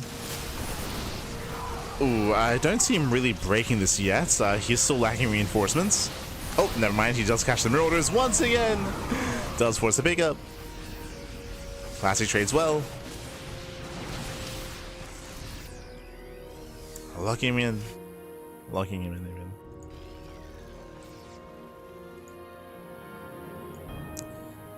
Yeah, and from here we're just taking up. Classic, he backs off. He's taking up. He's building up his 4th base. Building up a 2nd robo. Getting to double Colossus production. Getting further ahead. We have Percival likewise going into a 2nd starport into mass Viking production as well, and the game is going to slow down from here. It's going to slow down, but the reality is that Classic has a massive lead. The soup is lying to you. Soup is lying. Basically, in this kind of position, Percival is stuck at home, and Classic is mass expanding. And soon, this economy is going to kick in. As Classic has free reign to take these bases. And it's going to come down to whether or not Percival can take a 4th. The 4th base is going to be a big challenge for Percival. I mentioned earlier that Classic has the best late game PvT in the world. Straight up. I would favor Classic's late game PvT more so than Hero and more so than Max Packs. It is his big strength. Another base on top left, or center left.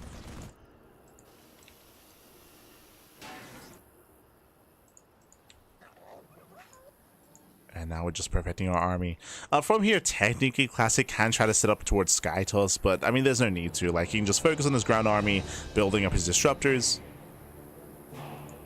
gearing up his economy. We could see a fleet beacon just for a mothership. Or a Stargate fleet being just into Mothership. As it takes more expansions, more bases. We should soon be seeing just a vast array of spotter pylons. We do have some cells on top left. We have an observer here towards the center of the map, but we should be getting some more vision. Just to confirm where exactly Percival expands, whether he takes the center base or the northern base.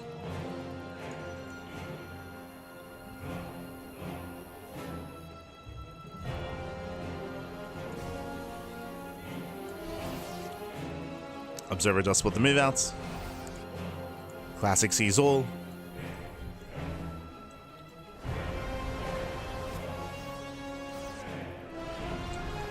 So we're looking for Classic.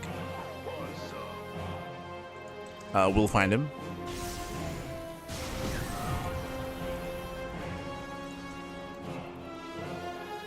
As Classic drops into the natural, at the same time taking one of Percival's bases as well. Does expand very aggressively. Oh, nice EMP. Oh my god. EMP goes off. At the same time, Zealous is wreaking havoc in the main as 7 SCVs go down. Nice damage.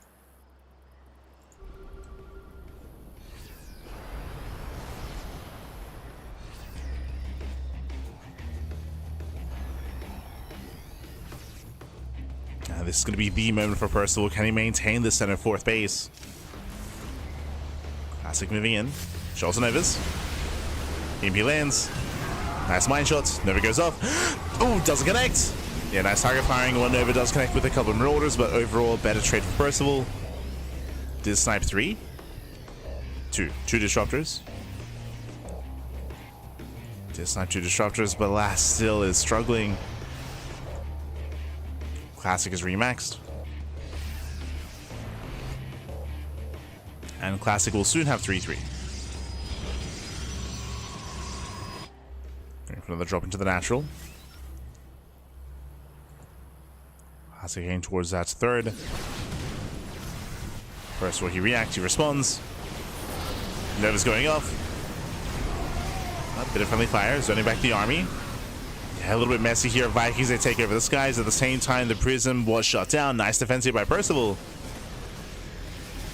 He defends against the prism. Resets the Colossus count. How many Vikings are left over? 9. Okay, not too many. It's one of those things where Classic should be switching out of Colossus into Mass Disruptor. Vikings have less value here. As Liberator's getting called out. Getting one. Oof. Yeah, one Liberator Nova does connect as well. Yeah, brutal connection.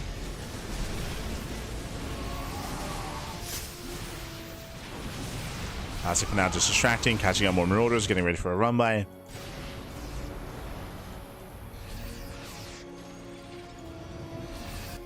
And does get into the mineral line.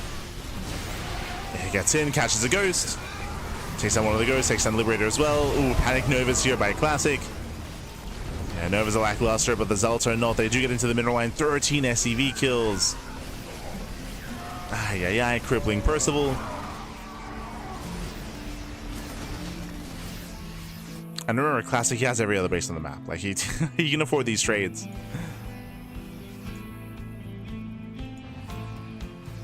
He can afford it.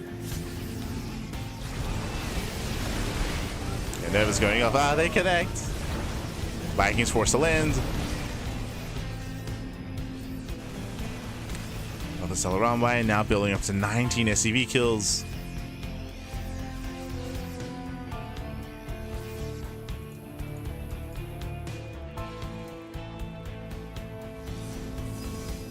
He's maxed.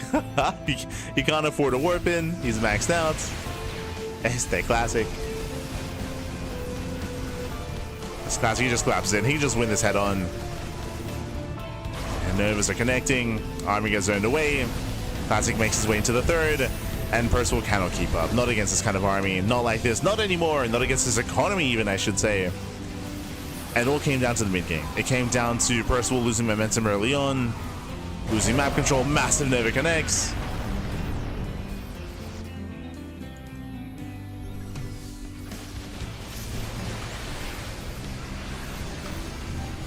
Oh my As the never takes down the Ghost. Ghosts are going down, finally going for the CC as well. Planetary will fall, massive connections. And with that, GG gets called. GG gets called. Classic will take game number 1, take a lead in the series. GG. Whew. GG, well played. Again, just a really rough start for Percival, winding it back. Remember, Percival, he went for the early concussive shell, early marauders, which didn't achieve anything, was shut down. Likewise, went for the mind drop, also got shut down very efficiently as well. With that, Percival had a shaky early game. Following that, he tried to go for some drop play, but we saw that Classic was able to keep up and catch the medevacs as well. Remember, Percival, when he was trying to be active in the mid game, he lost half his army. He lost half his army in the center of the map, and with that, he was forced back home. And the moment that he lost map control, the moment that it was forced back home, that was, I wouldn't say game then and there, but that was the moments where momentum swung heavily in favor of Classic, where Classic took control of the entire map, mass expanding it up to 7, 8 bases, and Percival couldn't do anything about it. He was just stuck at home. GG. GG, well played. Again, that's mid-game momentum is crucial here when it comes to PvT. And now we're loading into another one of these larger maps. What were the vetoes? What happened? We're loading into another larger map. We're going to be loading into Winter Madness. Once again, these larger maps do typically favor Protoss. I will say that specifically on Winter Madness, it should be easier to take a 4th for as the Terran player, but still does lean towards longer games. Here we go, spawning in the bottom right hand corner of Winter Madness. We have the blue Protoss player, the blue Protoss himself, representing Protoss Pro. It is Classic. And spawning in the top left hand corner, we have his opponents. We have the South Korean Terran player. We have the red Terran down in the series. We'll see if he can bounce back. It is a Percival.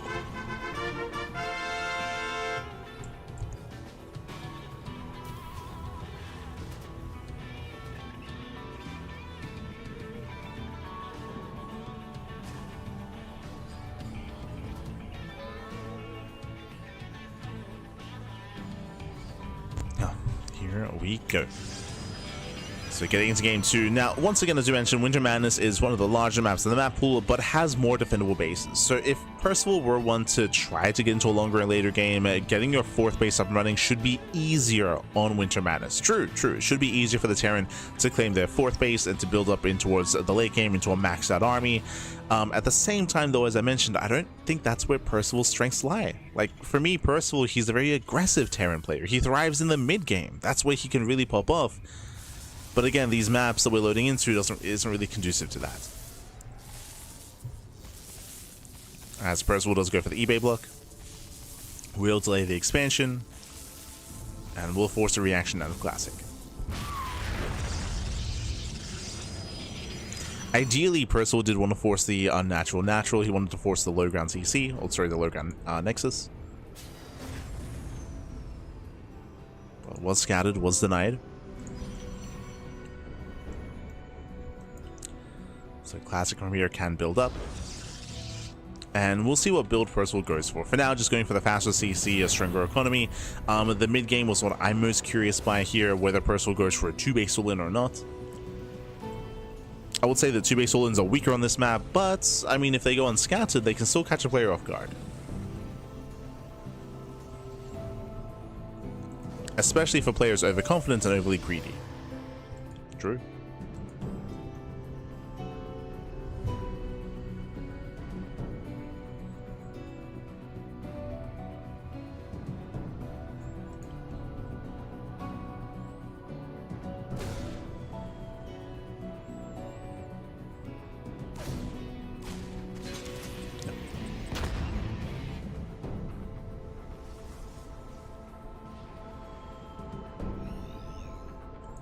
Percival he pokes in, pulls away.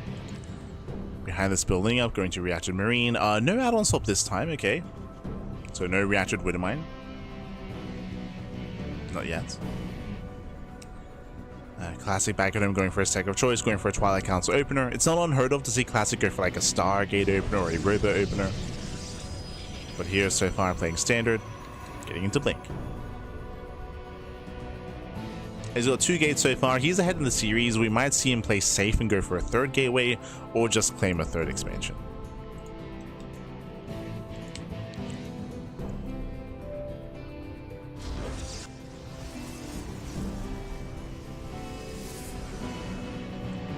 Still building up.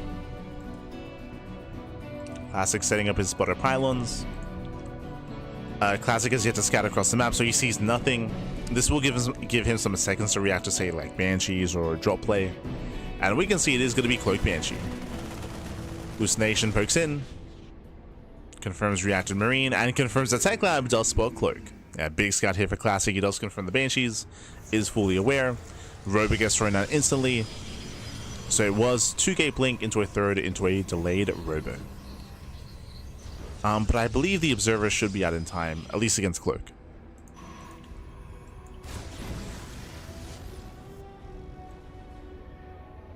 First of all, looking for the probe. Does find it. It does find the worker. First Banshee has arrived.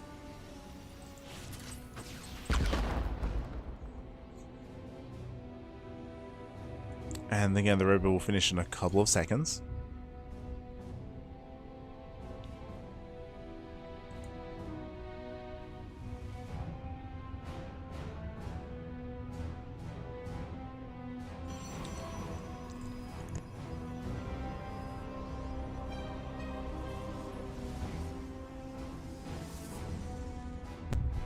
It does make its way in. The Observer is on the way.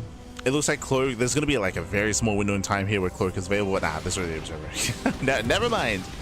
The Observer's in position, does get 1, 2, 3. Two probe kills, that is not worth it. Banshee is hunted down. Oof, does not get away. There is 1 Banshee left, so there is still potential for damage at the natural. Hellion Reaper gets caught out. There's 2 soldiers to defend. Banshee does move in. So far, this has been a stronger start for Classic. Stronger early game. Oh! Blinks away in time. Saturating his third. Banshee moves in, gets caught out. And the Banshee does not kill the sentry. No! Oh, God. Yeah, 2 Banshees for only 2 probes. The Sentry survived without a stronger defense here from Classic. He shuts down all the aggression. Looking to gain map control. It's 1, 2, 3 Marines. Nice pickups. Very clean play. Oh yeah. Este Classic. And just entering with Percival. Percival is going to expand, so there's no 2-base all in here. But the pressure is very much on Percival. He has to find some kind of damage. He's going for the drop.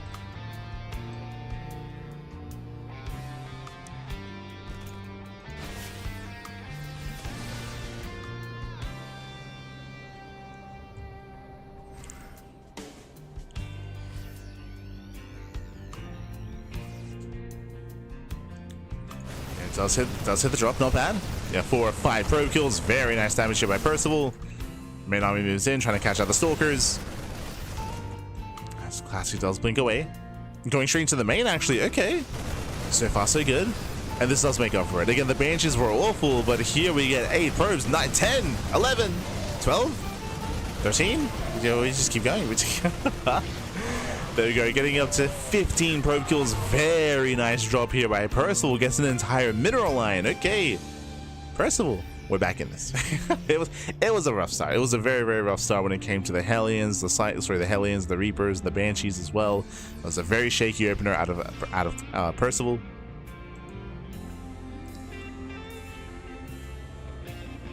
That job does make up for it.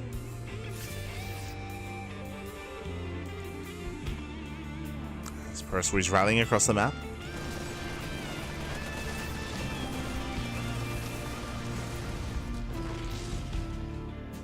Does rally across. Oh. Getting caught out. Losing a mine, losing a medevacs as well. Better trades from Classic. At the same time, Percival dropping into the natural. Classic out of position, force a recall. Does force a recall. Still there, 4 probe kills. Classic is defending, but now we have a shakier mid-game, more of a back and forth. Oh, assuming we get away. No! Okay, thankfully that's the empty medevac. And medevac goes down. The army does unload. First, we have to get the hell out of here. Ooh, bleeding out Marauders.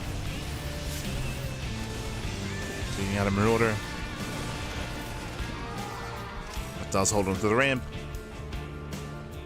And from here, we're now taking up. We're taking up from here. We have Extend the Lance. Extend the Lance. Fourth base is on the way. +1. Classic building up into the mid game. When it comes to Percival's play, he's also begun Viking production. So got his Vikings, second starport as well for mass Viking production and the Ghost Academy.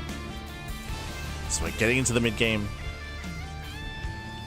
Again, so far it's more of a back and forth. We'll see if Classic can potentially even break that third base early on. It's being active.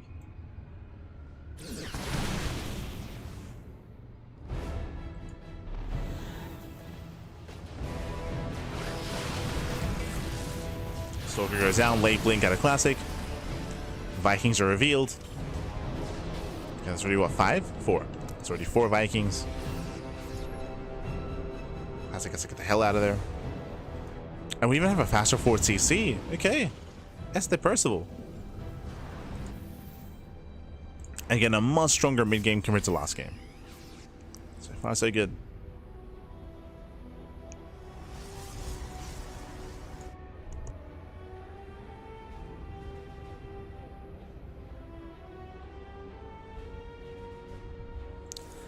So much more competitive play out of Percival. He's being a little bit cavalier though. Being active on the map. Looks like he wants to distract. Another drop into the natural. Once again, Classic out of position. This is what, the third time this has happened. Marines get in. Quick reactions though. This time not finding too much damage. Stimming into the main. He's doing it again. And still no reaction here, by the way. Yeah, Classic now going for the warp in. But a late warp in at the Classic. 9 probe kills and the medevac gets away. These drops are keeping Percival in this game. If not just straight up giving him a lead. Percival he is ahead economically. Classic taking more expansions. It's hard to be active as a Terran just because we do have what, plenty of 3 Colossus here for Classic. Disruptor's now on the way as well.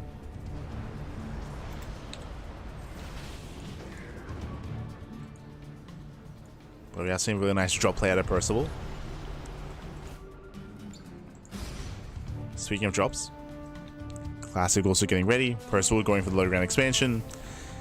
This is going to be the moment here for Percival. We'll see if he can hold on. We'll see if he can defend. Army moves in. Prism into the main.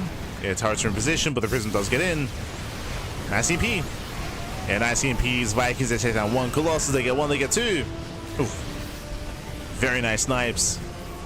But the Zealots get in. Ooh, Zealots, they bust into the main base. SCVs are going down. Critical damage. At the same time, drop into the natural, but this time Classic does defend. Classic defends well, and he kills 14 SCVs across the map. Oof. Catching out a Ghost. Catching out a Ghost. Another Ghost gets clipped. 17 SCV kills. Zealots are finally being cleaned up. Again, this one Prism drop into the main base is doing so much. Has done so much. And finally, something goes Classic's way. So some nice damage in the main base. Poked in, picked off some Ghost. Picks off some key units. So we're getting tense.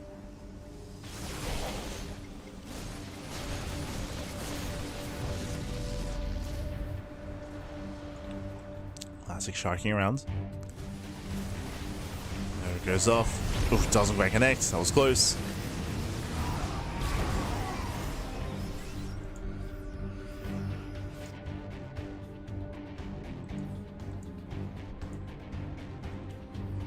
As Percival, this time is the first to max out. Again, it's just showing just how stronger his mid game has been compared to last game. Oh. Oof. I'll take it over to the face.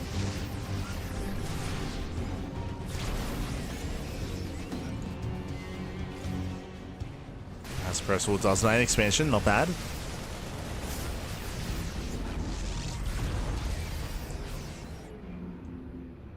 So it does give chase. Percival, he might find another, or he does find another expansion. Denies the warp in. Can he force to cancel? He's tempted. He wants to. Not quite there. Yeah, he isn't quite able to. Force to engage instead. Picks up a couple of stalkers. Main army through the center. Does catch a disruptor.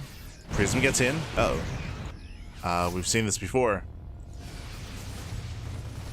Prism into the main. The warp in will finish. Yeah, massive warp in. Zelsa busts into the mineral line. This Nexus will be killed.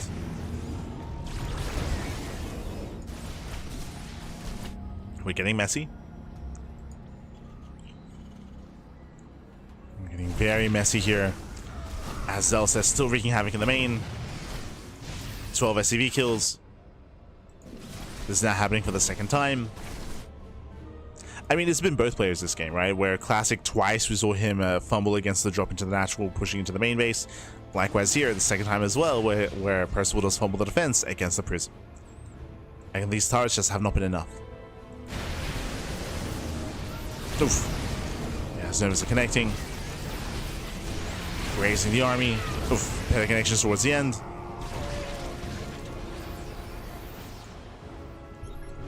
As he builds up to 9 disruptors, soon to be 11. Oh no, the surround!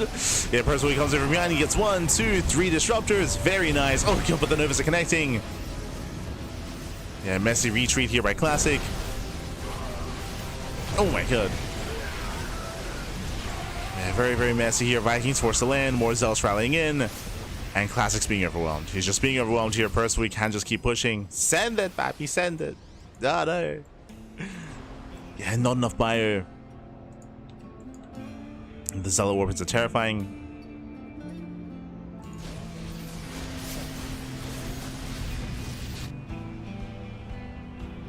Oh. As there's not much room to defend. Only Vikings. Yeah, Percival's out of position. He's out of position. There's not much back at home.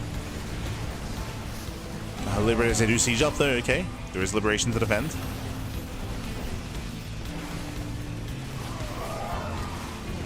Does have liberators. Denies the CC. Classic defends back at home, just barely.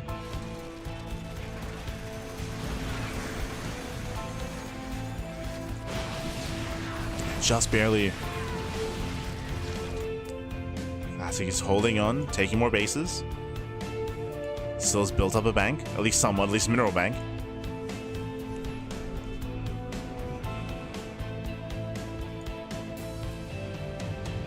Classic the first to max out. And again, Percival's done well for himself, sniping bases, denying expansions. Nice EMP. Might not be good enough. There's still 5 disruptors left available. Classic rotating over, getting on top of the expansion. Finds the would-be planetary. This time will kill. Yeah, kills the planetary.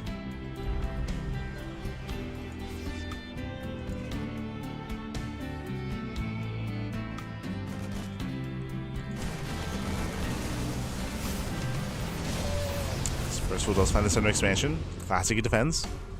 Classic is literally taking every other base on the map. There's one free expansion. One free base. Prism goes in once again. And once again, there's only one turret. Yeah, only one turret. We've been here before. For the 3rd time, the Prism gets into the main, going for the massive warp in. Main army does push forward. We do pass by each other. And Classic is going for the kill, going for the throats. Nova's going up, forcing the pickup. Planetary goes down. And Percival, he is committed. He might get an expansion here, but this base doesn't matter. Remember, Classic has plenty of expansions. Plenty of Nexus. Catching reinforcements. Moving in. Remember, he's got his 4 disruptors. Never goes off. Oh my god. Yeah, the connections are insane. Catching up the Terran. Oh no, the move command. Throwing away 4 ghosts. and Percival is falling apart. At this point, he's just falling apart. Again, this was a more impressive showing out of Percival compared to game one. Much more impressive, but still did fall apart in that mid-game. GG gets scored, and Classic will claim the series 2-0, advancing on to the grand finals. GG, well played. Percival, he was holding his own. Again, I was very impressed by the drop play out of Percival, dropping into the natural, dropping into the main base, dealing more damage, catching Classic out of position. It was very impressive play. But the same was the case for Classic, unfortunately, for Percival. As Classic, he got into the main base three times with his one warp prism, got a massive warp in, and he was crippling the economy. What should have been a lead for Percival, instead he was losing those leads, as he was losing so much back at home, not just SCVs, but reinforcements as well. GG, well played. Again, those are just some brutal warp ins into the main, and with that we have our grand finals. It's going to be a best of five finals between who? Between Classic and Cure. Bearing in mind that Cure took down Solar earlier in the other semifinals match. Did take him down.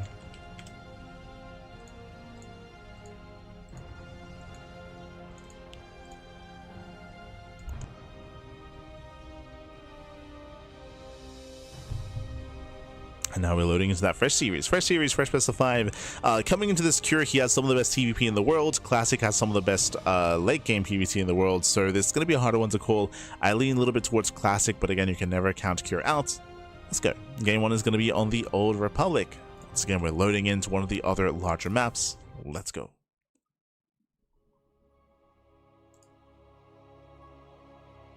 Alright, let's go.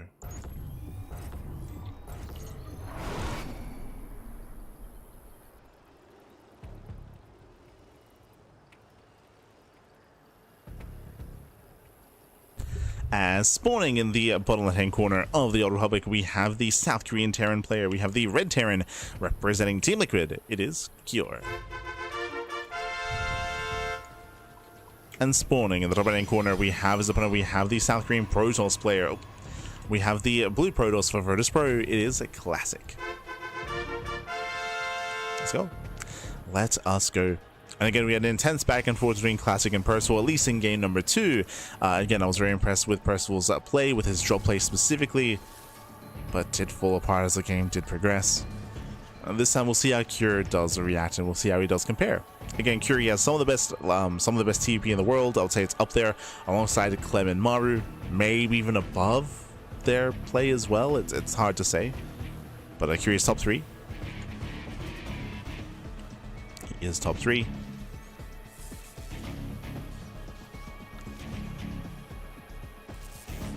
Let's see how our players open up. So far, single gas opener. So Cure is going for a faster command center, more economic build out of our Terran.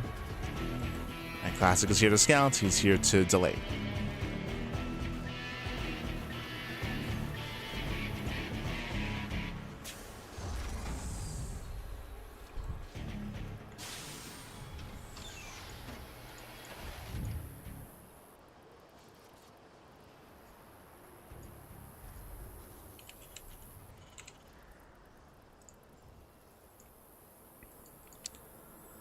Here's delay. Curie does get a CC on location.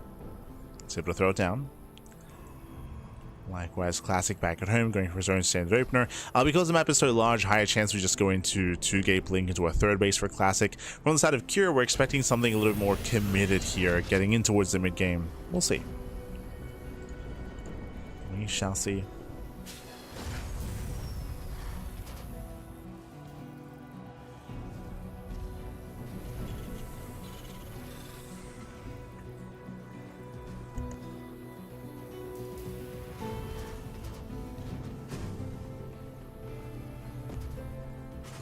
Again, our players are opening up. From here, we could see more committed mid-game play. We'll keep an eye on the Raxes. Again, I'm not too fond of like 2-base all-ins here on the Old Republic, but we have seen Cure go for these all-ins on larger maps just to try to catch his opponent off guard. We have seen that before.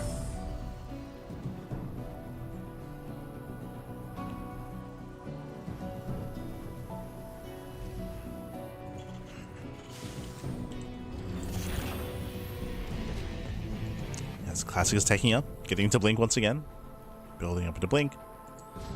into his own second gateway. Likewise, we do have our 1/1/1 out of Cure. From here, we can go in. I mean, we don't see any add-ons up here for any kind of Widowmine production. We have the earlier safety Cyclone. From here into tanks.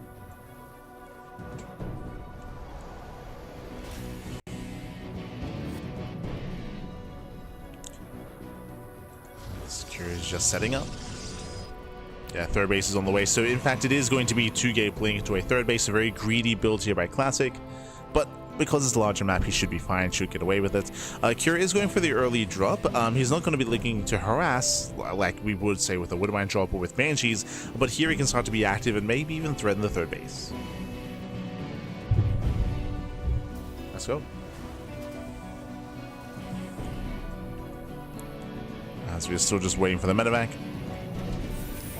From here we can move out. Again, there's a lot of potential with this early Cyclone, and we'll see what Cure can get done. Likewise, Classic going for his Robo after the expand.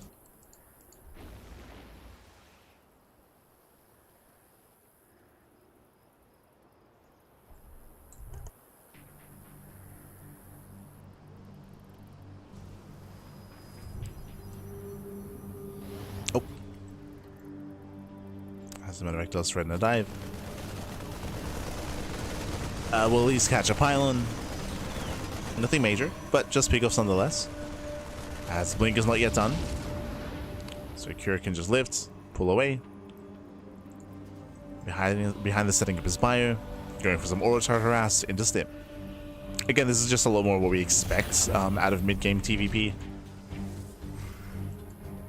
Just a lot of harassing options. And the Protoss player trying to keep up. The byproduct of this is that the Stalkers are stuck at home. They're stuck at home defending. If you recall, against Percival, we saw because of the committed Widowmine play and because of the committed Mine play and the Banshee play, once it got shut down, Classic would move out. Here, the Medevacs are still active, the Ravens are still active, and this is keeping supply busy at home. Oh no! As Medevac does overextend. Be careful, Cure. Cuidado. Raven does catch the Observer.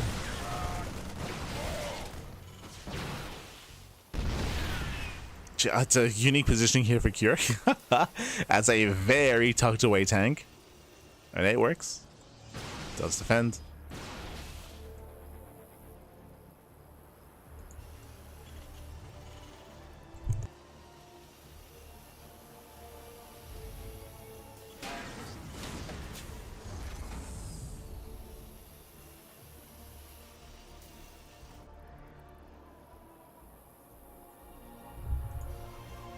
Toss it back at home. Third CC's on the way. And again, we're just slowly building up into set mid-game.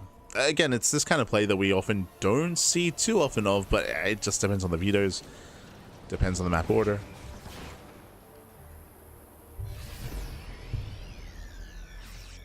Just building up into set mid-game.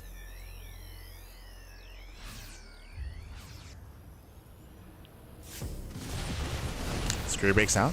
Nice catch. A Classic building up into Colossus, not Storm. Colossus are amassing.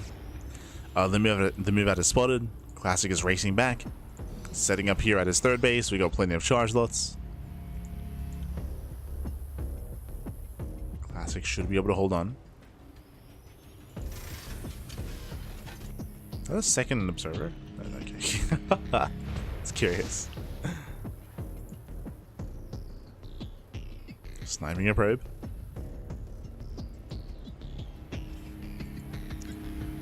The Medevac is still in between the bases.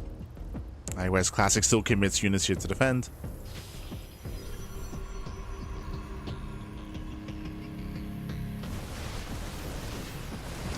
Oh.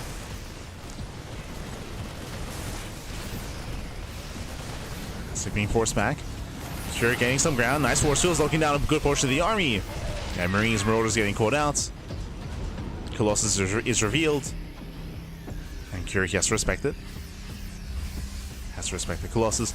Now, what's important isn't really the damage that Cure is dealing here. It's the fact that he's just keeping Classic at home. He's keeping him on his toes. And that allows Cure to expand. So CC is finishing and the third base cannot be taken. Yep, there's the lift.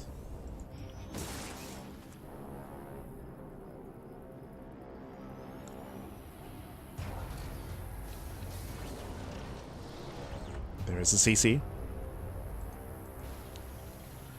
Classic going for a much earlier Stargate. Interesting. So earlier Stargate, earlier Fleet Beacon. Classic sharking around. Almost code out. Classic is he wants that tank. Yeah, it does commit in. Tank goes down. Oof. Nice mine shots. But Classic he can't overwhelm, and he will. Yeah, coming in from multiple angles. Colossus they lead the charge. Only 3 Vikings. Very low Viking count. Curie has to pull out.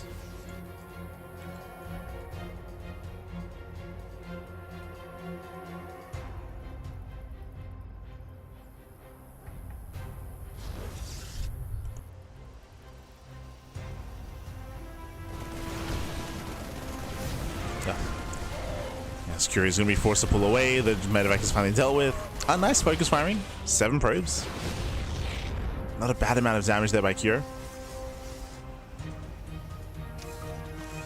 But overall, Classic he defends. He's now taking more bases. Classic has finally gained map control. It took a while. it took a while for that to happen, but finally taking more bases, more expansions. Discharge production has begun. And Curie's been able to keep up because of his map control, because of his aggression. He's been able to keep up here when it comes to the economy, when it comes to the base count. He's earned 4 CCs on the way.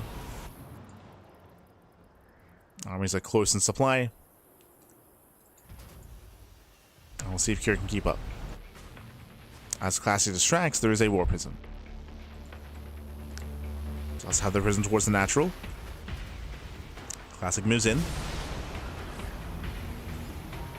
In, pulls away, Prism does hit the natural. A bit of a late unload.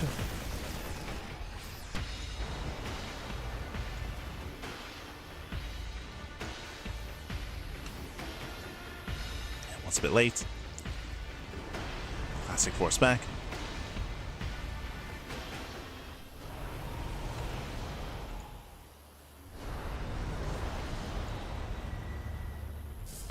And he's taking every base on the map. Now, but there is still a difference here between what we saw against Classic and Cure compared to Classic and Percival. Classic is taking every expansion that he can. That is true. He is gaining map control, but Cure is the first to max, or at least they have comparable armies and they've had a comparable rate of growth. Higher chance that Cure defends his 4th base. Still comes down to the Novas. So he goes up. Nice armor shred. Shreds the armor, forces Classic back, and Classic is being forced into Sky Toss. Okay.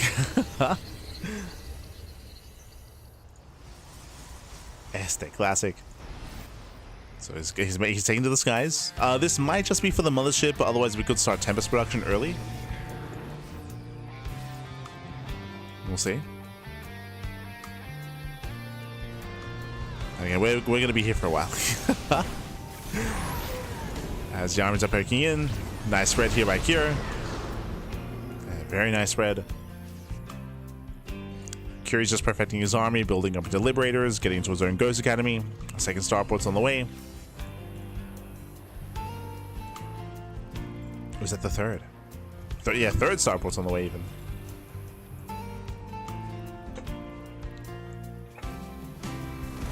This Classic is looking for a way in. Late reaction out of Cure. He's stuck on the low ground. Uh-oh. And Classic, it makes his way into the mineral line. Yeah, Novas, they will zone. Oof. Yeah, connect with the army. Massive connections. Yeah, Marines going down, Marauders as well. Oof. The Novas are brutal. Vikings forced to land. Classic did trade well, but alas, he has to spend his bank. And Kite's Wave leads out more Disruptors. Meanwhile, we do have a massive Zealot Warp in here towards the natural. Classic does move in. This does force a reaction, a response out of Cure.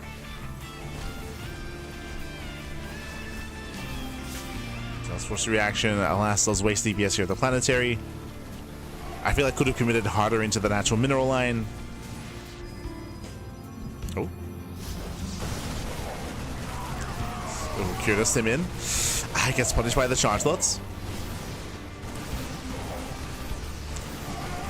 And he's going to be punished. Classic maintaining his army. And Cure should never take a 5th. Technically, like, should have a very, very hard time taking a 5th base. Even here on 4 bases is struggling.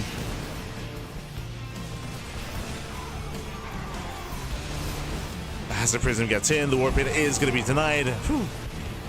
Close moves. Clutch Call. Mothership is on the way. Again, just purely the Mothership. Moving forward. And punishing Cure. Again, there are just so many disruptors. And more Novas are connecting, gets into the mineral line. Vikings getting caught out. Oof. Yeah, more Novas connecting here. 10 SCV kills. Classy does spawn in supply. He does recall his disruptors back home, and he can rebuild. Can Cure do the same?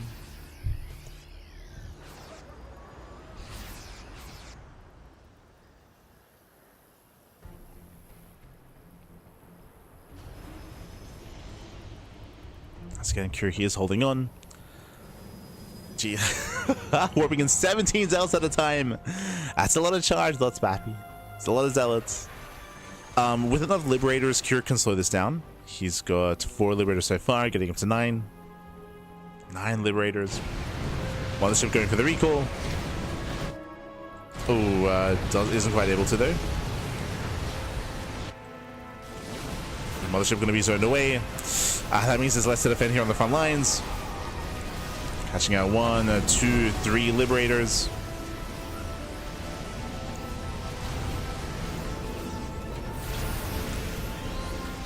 Once again, just trading well.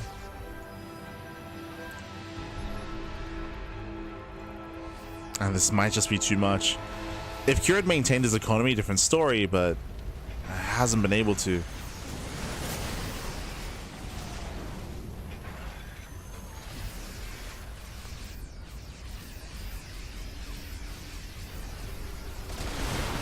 Classic going for the dive.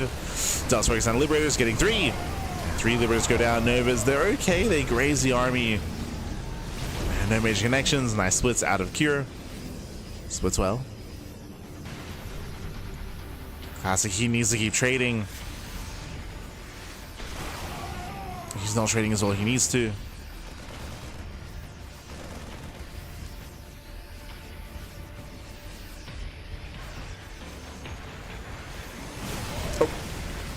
Catching the Viking. Oh, Disruptor does not connect. No more Disruptors remaining, actually. How many robos are there? 3. 3 robos. Classic remaxing. I'd say Classic's high probe count is maybe hurting him here more than helping. Tsunami commits in. Going for the Nova. And Nova doesn't connect. Only 1 Disruptor. Once again, without splash damage, Cure, he's overwhelming. He breaks through. He breaks through. Not enough Disruptors.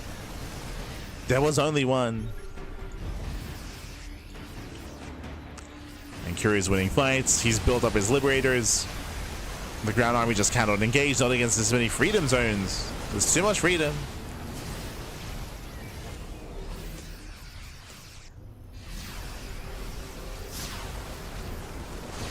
Oh. Oof. Decent Nova. Like in Classic, he does have all these expansions, but there's not really as much mining going on. Novas are not connecting. Does towards the end.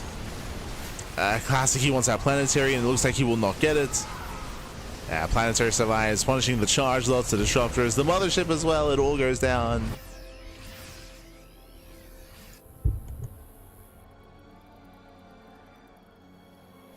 Unfortunately, Cure can't move out. Cure, he needs to counterattack.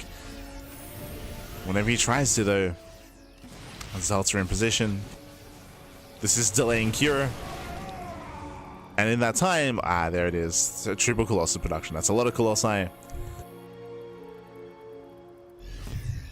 The Colossus are coming. And there's no Vikings, not anymore. Yeah, the Colossus are going to be ideal. Has been some impressive fights here by Cure, but he cannot stop the reduction here from Classic. Cure, he can't move out. He's trying, but he just cannot move out across the map.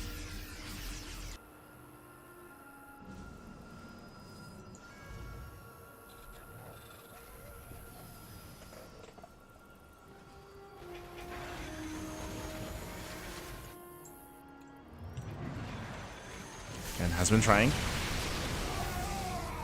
And army attempts to move in.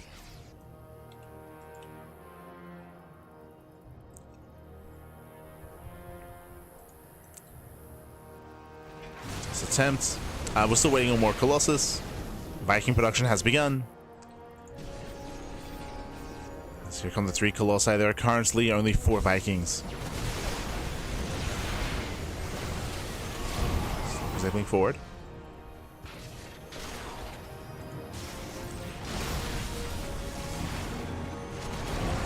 In trying out position at the same time. I do have a Zealot run by here and towards the natural, and just a run by. Cure getting another expansion. That should not happen.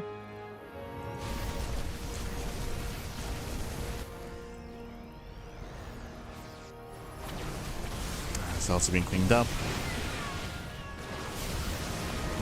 As he rotates. Oof. There it goes off. 15 ACV kills. That's including the Zealot run by here into the natural, into the main.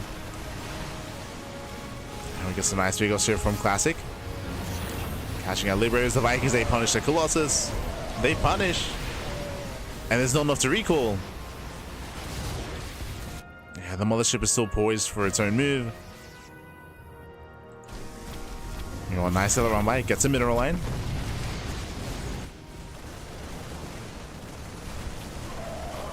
Elsewhere in the bases. Keeping Cure busy. Cure still has yet to move out across the map at any point in this game, by the way. Like, he's been stuck at home for the past 20 minutes. Not like this. I mean, initially he was fighting for map control. True. In the first half.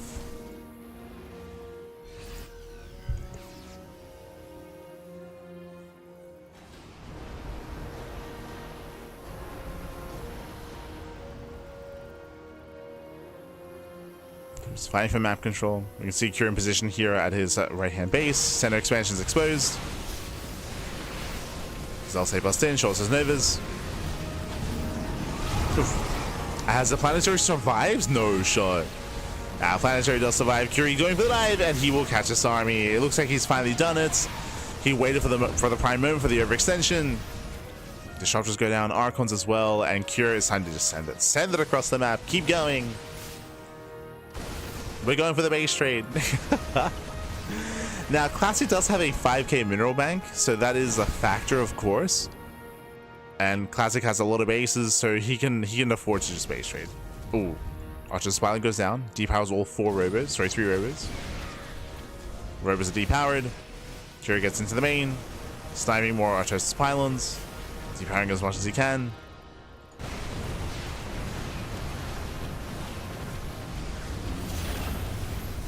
The concern here is that there are just so few CCs for Cure.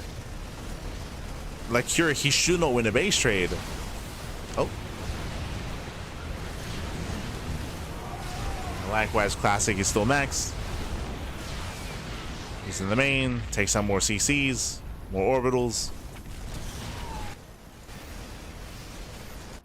It does recall back home. Recall subside. And now we can just trade. Like again, Classic, he still has a massive bank. Gateways are lacking, but the bank is there.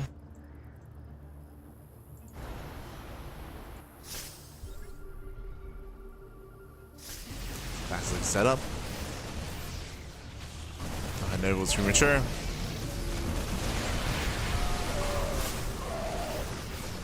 So a decent kiting here out of Cure. Trades well against the Zealots, but remember, Classic should just back off. He should just back off and rebuild the Zealots.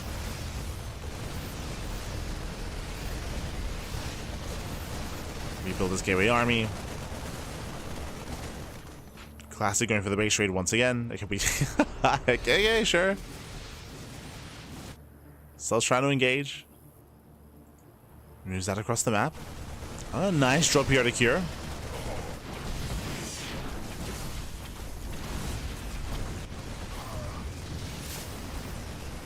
Nice drop, nice flank.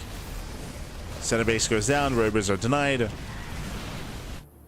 Instead we have production on the right hand side instead. Production all over the place.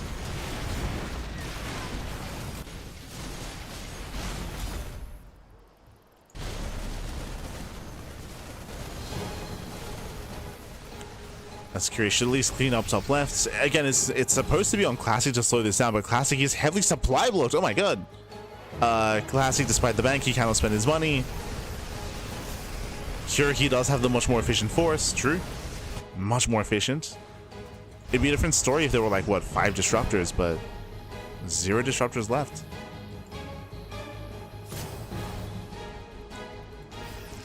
Like, you're thriving here in the base trade. He doesn't even have any mining, by the way. Like, there's no mining. There's no potential for a longer game for Cure. But his army's just that terrifying.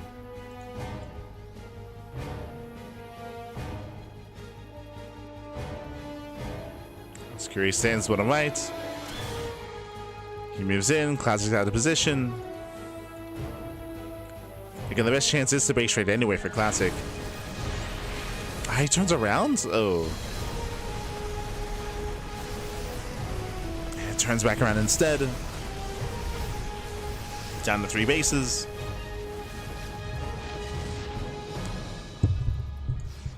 Down to 3 expansions.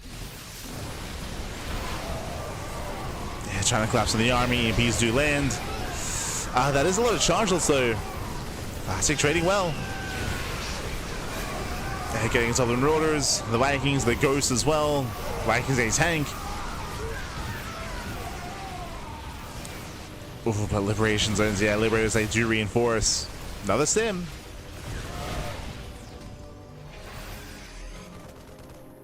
Another sim on the army.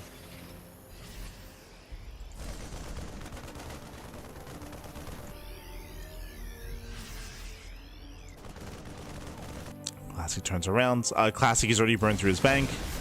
The bank isn't there. Not anymore.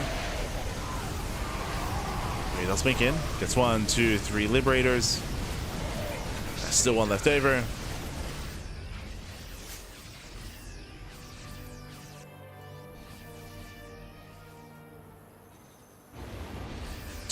We're coming down to the wire. Cure's army has been the same for the past, what, 5 minutes?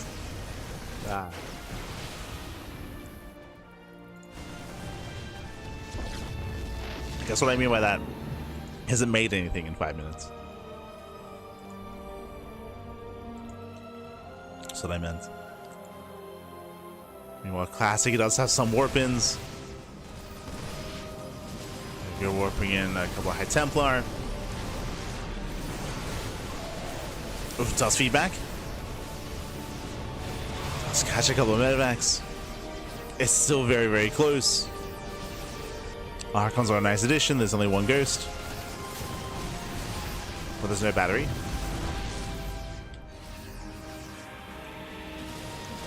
Yeah, there's no battery. Archon goes down. Classic diving on the forces, and it looks like Classic, he's doing it. Yeah, just he's doing it, man. GG gets called, and Classic, he does barely take game number 1. GG. Whew. GG, well played. Again, a very chaotic base trade here, as we had assumed when the base trade began that Classic would have the advantage just because they had so many bases and such a large bank. Despite that, that was still very close. Very, very close. Cure, he had the superior composition. He was taking better fights, better engagements, of course, but eventually he ran out of steam. Eventually was just outscaled by the economy that Classic barely had, whereas Cure had none. He had no economy, he had no CCs remaining, so he couldn't even mule or anything to add to his army. GG. Whew, GG, well played. Again, a bit of a slower kind of first game, building up into a longer game state, but we should be speeding up as we get into game 2. Going to be loading into Ruby Rock, a smaller map of the map pool. Let's go. I was dreading like a Mothership or a Celestial Enclave or a White Rabbit. In general, we've just had larger maps this broadcast, like period. I was shocked by that when it came to the Percival series. But here we go. Here we go. Spawning in the bottom right hand corner of Ruby Rock, we have the South Korean Terran player. We have the red Terran representing Team Liquid. It is Cure. And spawning in the top left-hand corner, we have the South Green Protoss player. We have the blue Protoss for Virtus Pro. It is Classic.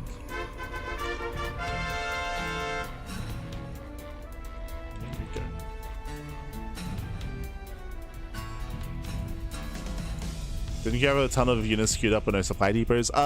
Kind of. I didn't see anything queued up in the production tab. So yeah, no bank. So yeah, I don't think he had anything except production.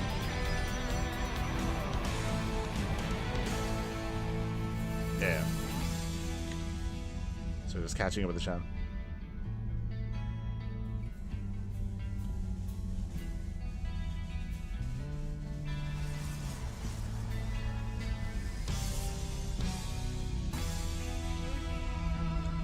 Curious been playing well lately. He's been playing with purpose. I mean, Curious had like, I mean, to be fair, it was what, like 2022, 2023, where Cure had the best TVP in the world. That was taken away from him, and that went to Clem in more recent years, like 2024, like Era of StarCraft, is when kind of like Clem took that mantle. But yeah, Curie's he's been at the top of Terran for quite some time. I guess you could definitely argue that Cure, he had a little bit of a dip end of last year, right? Like end of last year when the new patch hit. So like December, like November, December. Did dip down a little bit, but I think part of that was also because a lot of players are taking a break post EWC. A lot of players are taking a break.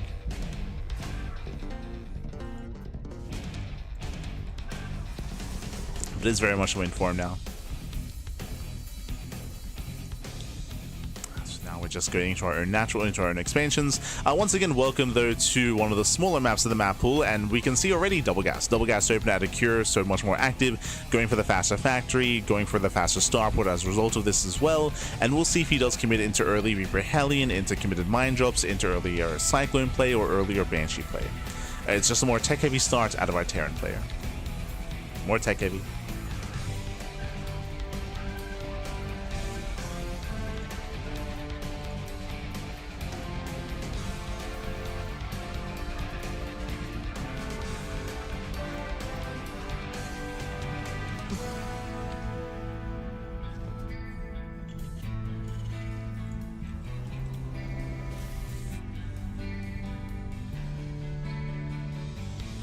Last week or two has been really entertaining. Nah, I would push back against that. It's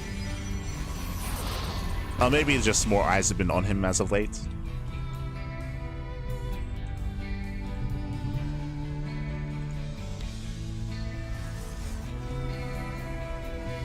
I will say that he had a really entertaining series against Sola last night. True, really entertaining series. It is TVC. The dive is denied, a nice defense here by Classic. Force fields the ramp, force fields the entrance. Ooh, even catching the Reaper as well. Very nice. Classic holds. Classic does hold on.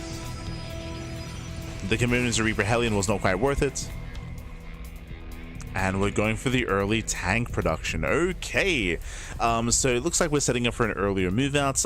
This time I believe there was no early Cyclone. So faster tanks out of Cure. Building up his early tank, should be harassing with the Raven. And we'll keep an eye on his tank count.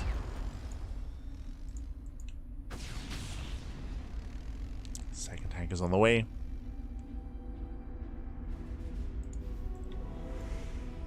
Hallucination does get eyes on the add-ons. He's aware that there's no faster stim, not like previously.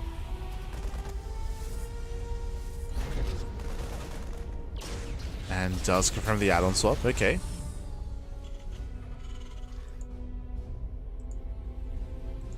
So the Raven does move out.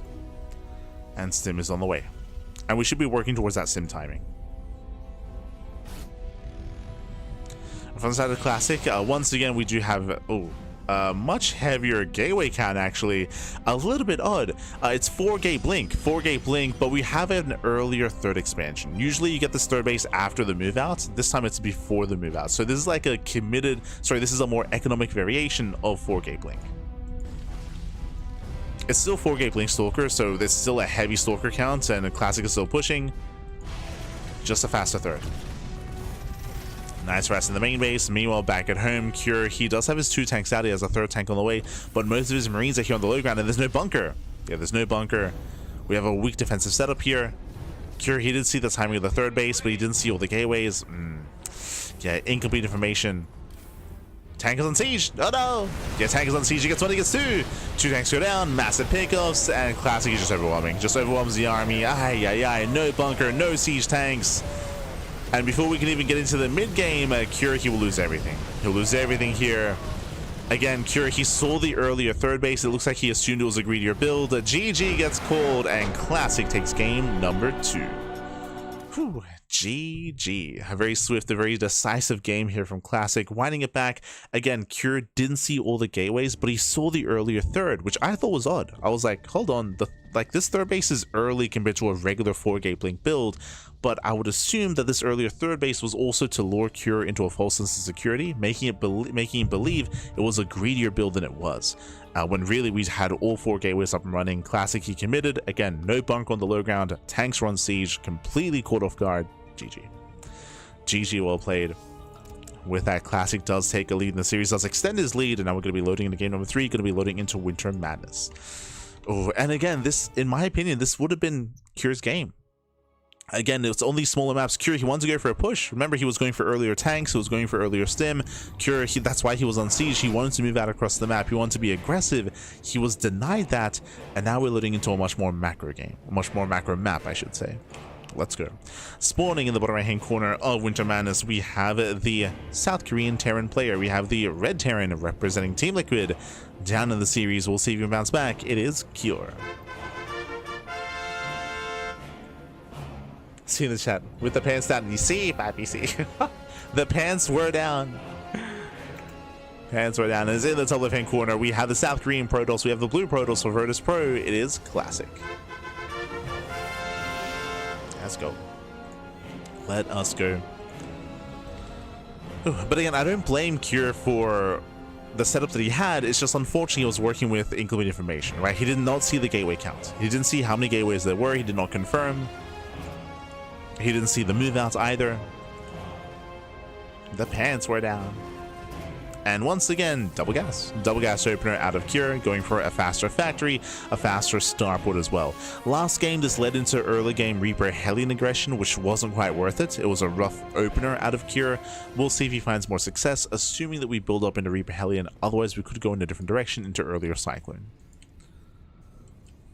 So we'll keep an eye on Cure.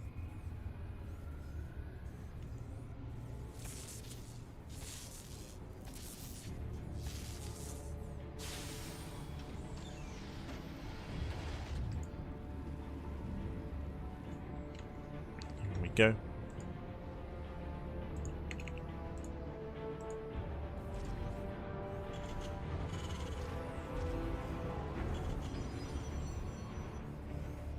Yes, from here, there's that faster factory. Technically, this could lead into a one-base all-in, but we typically expect that from players like Maru, players like Ryung, players like Gumiho. And Cure is typically not one of those. Yeah, typically not. That is an early tech lab. Okay, very interesting. If you recall, we were taking into consideration game two, where we saw Reaper Hellion. Here, early tech lab into, I would imagine, early add-on swap into early Cyclone play instead. A very different kind of opener. Very different. As there's a swap. There's the early Cyclone. And this can lead into early Cyclone drop with Cyclone into Cyclone into Marines, into Medevac. We'll keep an eye on Cure. At the same time, Twilight Council opener. As we load into a larger map, there's a higher chance that Classic just plays economic and plays standard. Just Twilight Council, 2-gate blink into a 3rd base. Checking Classic's vision. He did scout both gases, he knows. He knows he should be a little bit safer. Should be.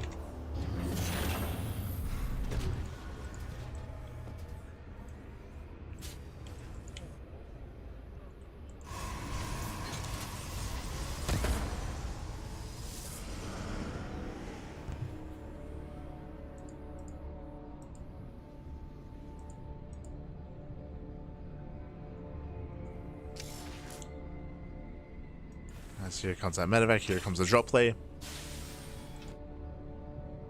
Likewise, Classic does play it safe here. You can see 2 gates in production, so it's going to be 3-gate blink. 3-gate blink out of Classic. Going for a later third base. Hallucination does get across the map, does scout the mine drop. It's going to be 2 mines. Hallucination is shut down, but did scout the drop, and Classic should be getting ready. Here come the warp-ins.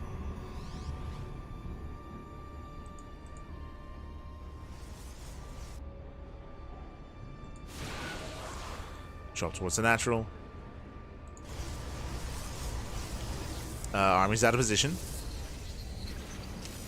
Classic should react.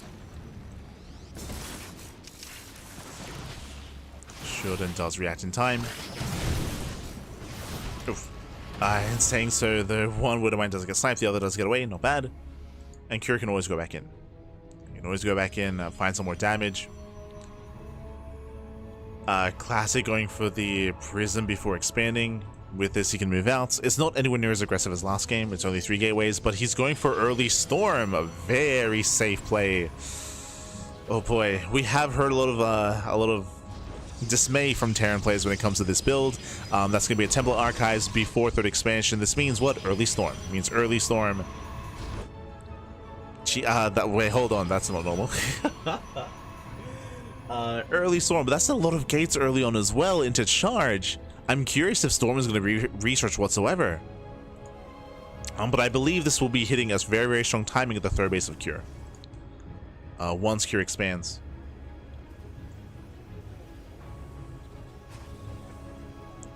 There's the 3rd base of Classic.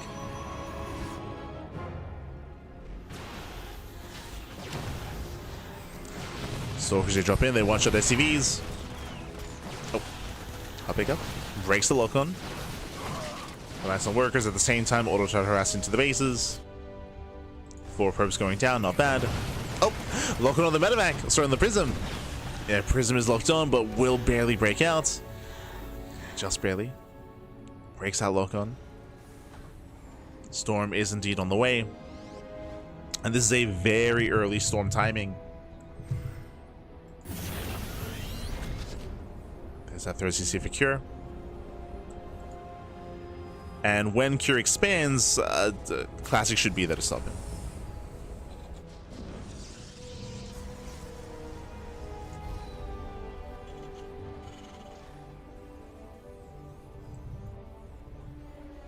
Bearing in mind that this is one of the later 3rd CCs. So Cure is going to be stuck on 2 bases.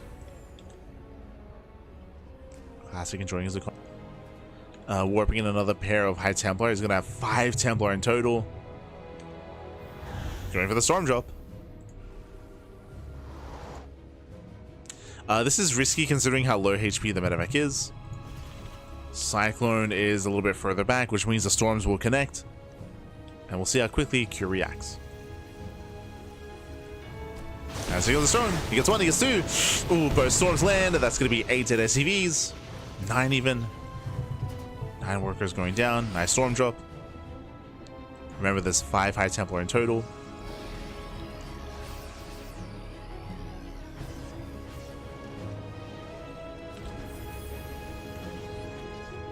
Now Cure expands. I would assume that this would be the time for Classic to push. But he's still building up.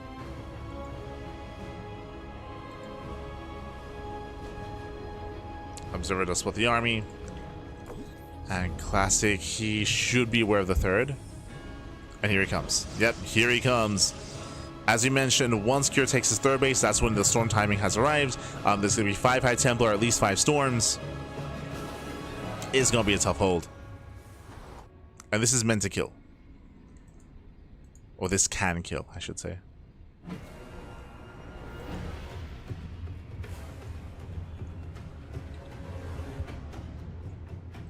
So we have 2 High Templar in the Prism. Army's rotating over. The mines have potential. That's going to be a lot of Zealots.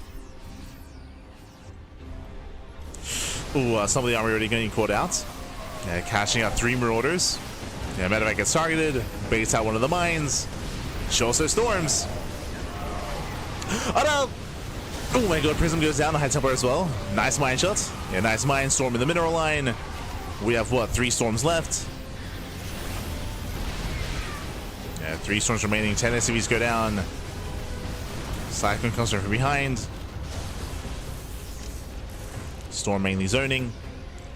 And Classic did enough. He didn't kill. He wasn't able to kill, not completely. If the Prism was still with the army, then he could have warped in across the map and kept going.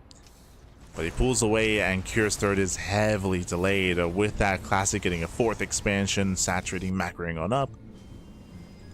Classic has momentum. And Cura's in a rough position.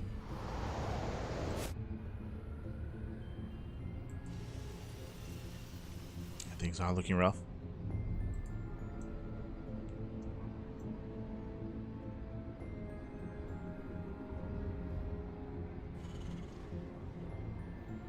As that is earlier at 5, now 7 High Templar. No War Prism. Okay, Prism now joins our main army. Does join the army. Classic going for the second wave. This time there is a ghost. There are EMPs.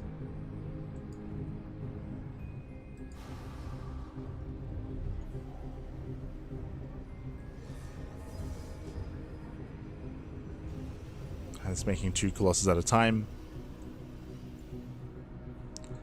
Ideally, Classic wants the mineral line. I mean, ideally he kills the expansion.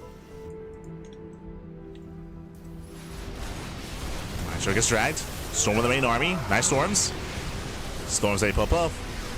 There's still more storms left over. Yeah, High Templar, they're moving in. Ooh, EMP does land. Nice EMP. Yeah, very nice EMP. That's still 11 SCV kills. Catching at 1, 2, catching at 3. Almost 3 High Templar, no storms left. Classic forced to engage. So we lose the War Prism, he backs up, but again, that's still 14 dead SCVs. That's still worth it for Classic. It's still a worthwhile trade. And he even called some Vikings. And again, Cura's been just limping his way into the mid game.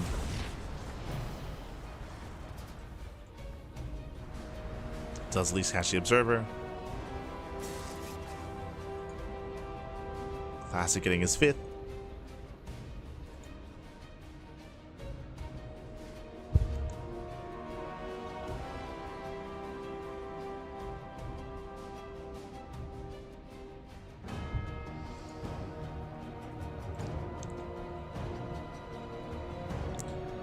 We're just getting his 5th base, so we know to get a 6th expansion as well. Cura's still just stuck at home. He's stuck, back. Does have a heavy ghost count, which is great and all, but again, we're moving away from High Templar at this point.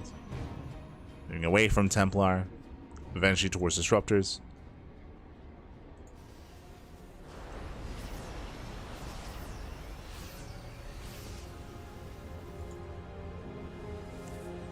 As Classic is just mass expanding.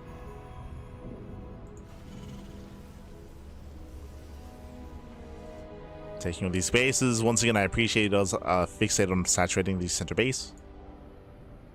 Center nexus.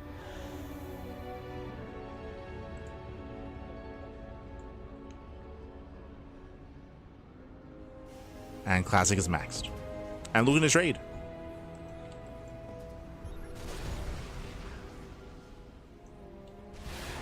Oh. Prism's on the way. Massive. Oh my god, the EMPs! EMPs are crazy.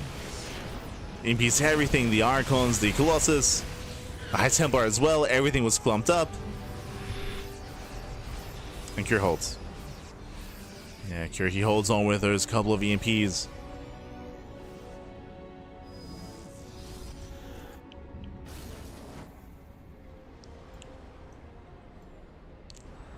There's still some storms left over.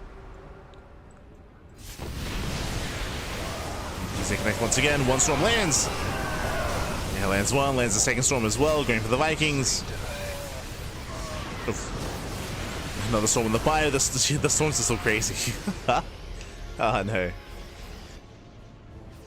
And remember, Classic has the bank. Oh. Kira giving chase.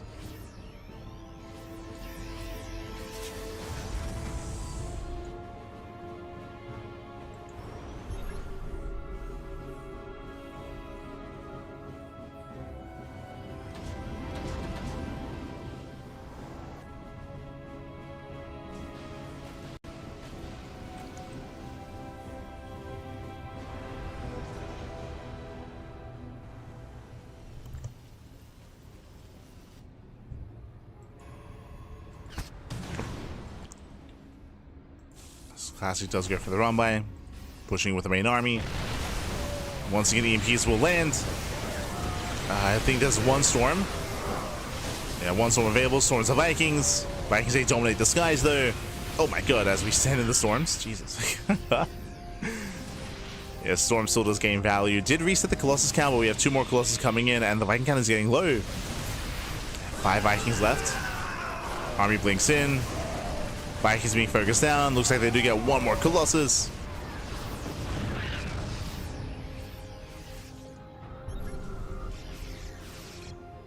Yeah, 1 more Colossus. Oh, and GG. GG gets called. We could have had 1 more final fight here, but Cure, he had nothing left. He had nothing left. No economy, no army, no supply. GG, and Classic with the 3-0 will claim the series. Will be the WardiTV Monday number 76 champion. GG. GG, well played. A very, very intense back and forth here. It was a 3-0, yes, but I'm still thinking about like the base trade in game 1 or game 2. We saw, of course, Classic go 4 gates, blink, fake out the 3rd base, and catch Cure with his pants down. There were still some more dynamic moments. When it came to this final game, we saw that Cure, he had a rough early game, unfortunately. He was shut down early on. Classic, of course, he went for a different build. He went for early storm, was able to get damage done with the storm drop, and of course deal economic damage at the 3rd base as well with the charge, with the storms crippling Cure early on.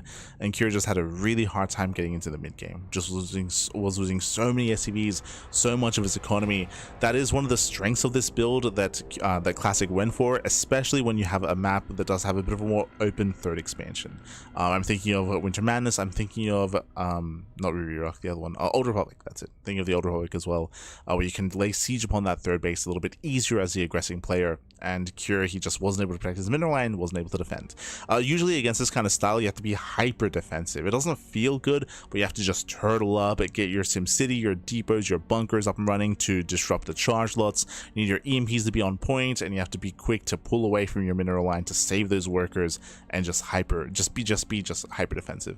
That's typically why we have heard a lot from players like Clem, who have a lot of disdain for this build, because it takes away that aggressive nature and some of the aggressive tendencies and the aggressive strengths that someone like Clem has to be active on the map, to go for drop play, to be aggressive. Here you have to be defensive. GG, well played. With that, congratulations Classic. He will claim the series. He will be our champion. My condolences to Cure, but Cure did well making it to the finals. Made it all the way to the grand finals. And again, even here in the finals in this best of 5, we had that back and forth. The scoreline doesn't reflect the games themselves. But GG, well played. Whew, and with that, we are going to be wrapping up for the morning. Going to be wrapping up here for the morning broadcast, catching up with the rest of our schedule. You can have a look here. We just wrapped up with our early morning Thursday cast, and we do have the podcast this evening. That is our weekly talk show, our weekly podcast. What do we have to discuss this week? We do have the Cyril interview. Cyril, he had an interview with the SE historian. I still have to tune into that and still have to catch up to that for that this evening. We did have a StarCraft Evolution patch, which I still have to go through as well. I do apologize. I'm sure there are people watching that enjoyed our coverage of StarCraft Evolution. We haven't casted SC Evo all year. Part of the reason for that is that there's been a bunch of patches. Some of the replays are broken, so we tried to have an SC Evo cast like last week, but we weren't quite able to do it. We should be getting back into SC Evo casting next week though. StarCraft Evolution League, the weekly is number like 19, 20, the 2v2. We should be able to cover them in the coming weeks. So back in SC Evo, but there was a big patch that we are going to be going through as well. I haven't gone through it myself in regards to the changes being made. Once again, like, we've just been out of the meta for StarCraft Evolution for the past 3 months. So I can't necessarily kind of like speak with any authority as to the current meta and what changes need to be made. A lot of my perspective on SE Evo are from like December of last year at the most recent. So when it comes to like the meta and how things have been shifting, I can't say too much on SE Evo. For those who don't know, SE Evo is a mod that is Brood War versus StarCraft 2, but those are big patch. So we'll be going over that. Of course, we have the big news regarding NetEase and SC Boy. I don't think that was that posted to Reddit yet. I have to get around to doing that if no one speaks on it. But like that was huge news, by the way. For those who maybe haven't been watching recently, and for those who haven't been keeping an eye on news regarding StarCraft, and I mean, again, that's what the podcast is for. We did get some massive news from the Chinese scene. NetEase, they have of course been NetEase. We already knew this. We already know that they have a StarCraft development team, and they have been updating the game. They've been working on StarCraft. That's the reason why, for example, I'll switch over here. If you didn't know, that's the reason why we got a hero portrait. If you recall, after Hero 1 Thunderfire, we got a hero portrait in game. The reason for that is because NetEase, they are actively like able to patch and work on the game, and they've been able to push things like that through. They were also behind the fix to the arcade, which did occur last year, was implemented more recently. But NetEase, they do have an active like StarCraft development team, and they've been working on their own things. And we were curious what was that going to lead to, bearing in mind they're doing this with all of their Blizzard IP games regarding to Diablo, World of Warcraft, and Overwatch. I think those are the ones that come to mind. But they've been you know, adding their own kind of I was gonna say assets, but they've been updating the games themselves. And they did actually do some polling for the Chinese community as to what they want for StarCraft. And I think the polling is still open, but it has some interesting things that they're proposing to add to StarCraft. And one of those things that apparently, I didn't know this, but apparently SE Boy Xiao Se has been very vocal about this, about unit rotations. I haven't thought it through enough. It's interesting. And I don't think I'd be opposed to it. It's just yeah, it's an interesting kind of approach. It is a way to keep the game fresh, depending on how often we have the rotations. So what that means, for example, is and I should make this clear, this isn't just for competitive games, this is for the StarCraft ladder. This is for the SE2 ladder. Imagine a world where for one season, which is like around 2 to 3 months, you have like Dragoons instead of Stalkers, right? You rotate out Stalkers, you rotate in Dragoons. Maybe for, and it'd probably be for like 3 or 4 different units each season. Imagine you have, I don't know, you have like the Brood War Firebat instead of the Hellbat. Imagine you have the Diamondback instead of the Cyclone, so something that's like more like StarCraft 2 related. Doesn't have to be Brood War units, it could be any unit. Imagine you have the Herc, remember the Herc from the beta of Legacy of the Void, the Herc instead of the Cyclone. Imagine if you have like Goliaths instead of Thors, for example. Again, Defilers or Corsairs. The idea of rotating out and rotating in units on a seasonal basis. And the advantage of that is that if something is imbalanced, it only lasts a season. Like if something isn't quite working, isn't quite fitting, it's only going to be for a season, pappy. Then they just rotate it out anyway. So that's like one advantage of that. It also does keep the game fresh. It forces players to adapt quite quickly on a more regular basis. And it forces the meta not to settle too much, assuming that the changes or the rotations are impactful enough to actually affect the meta. True.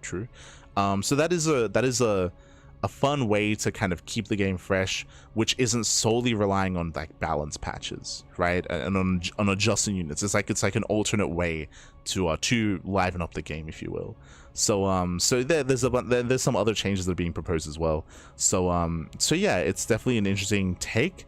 Definitely an interesting take. I know that there are some StarCraft purists that don't like the idea of unit rotations. They prefer the idea of just like minimal patches and maybe like mainly focusing on like maps instead, which I fully understand. That's like the traditional approach to StarCraft for sure. Like this new approach is very different to what we're used to. Very, very different.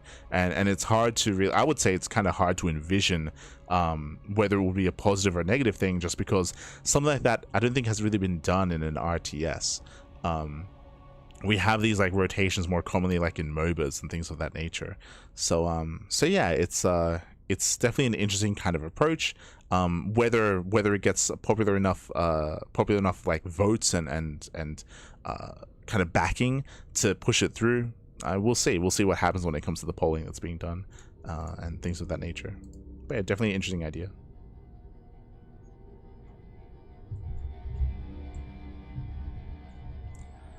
Definitely an interesting idea that's being proposed for StarCraft, and we'll see what happens. We'll be discussing a little bit more in depth in regards to tonight's podcast.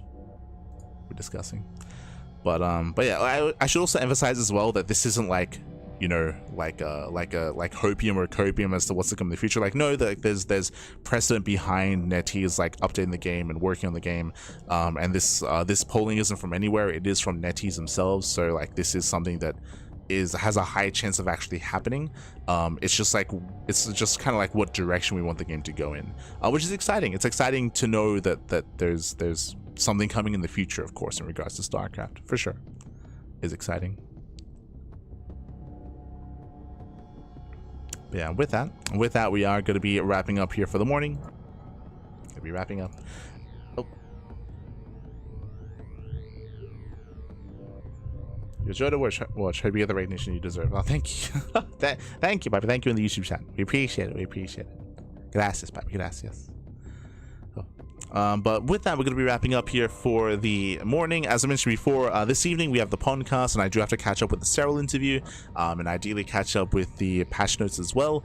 Meanwhile, we have the KSL tomorrow. That's going to be Korean StarCraft League. That is from this weekend, which we weren't able to cast. And then we have RSL over the weekend as well, and the Platinum StarCraft League. So plenty of content, plenty of StarCraft throughout the course of the next couple of days. As I mentioned before, StarCraft Evolution and 2v2 broadcasting should be returning to our schedule starting next week. I think next week or the week after that. Let me just double check, because again we still have a lot of catching up to do. But let's see here. There's Kung Fu Cup. Yeah, should be coming back on the 3rd of April, and then SE Evo comes back. Yo, where did we put StarCraft Evolution? What? God, our schedule's so busy, Pappy. So busy. We have Amantis. Probably on the week of the 7th, so 2 weeks from now. But yeah, we got a lot of catching up to do. Hopefully before more GSL or more RSL is going to be coming around the corner. But otherwise, thanks for watching. Thanks for tuning in. We do appreciate it, and we'll see you guys either later on tonight for the podcast or tomorrow for KSL. See you then. Until then, ciao, papi, ciao. Hasta luego. See you next time.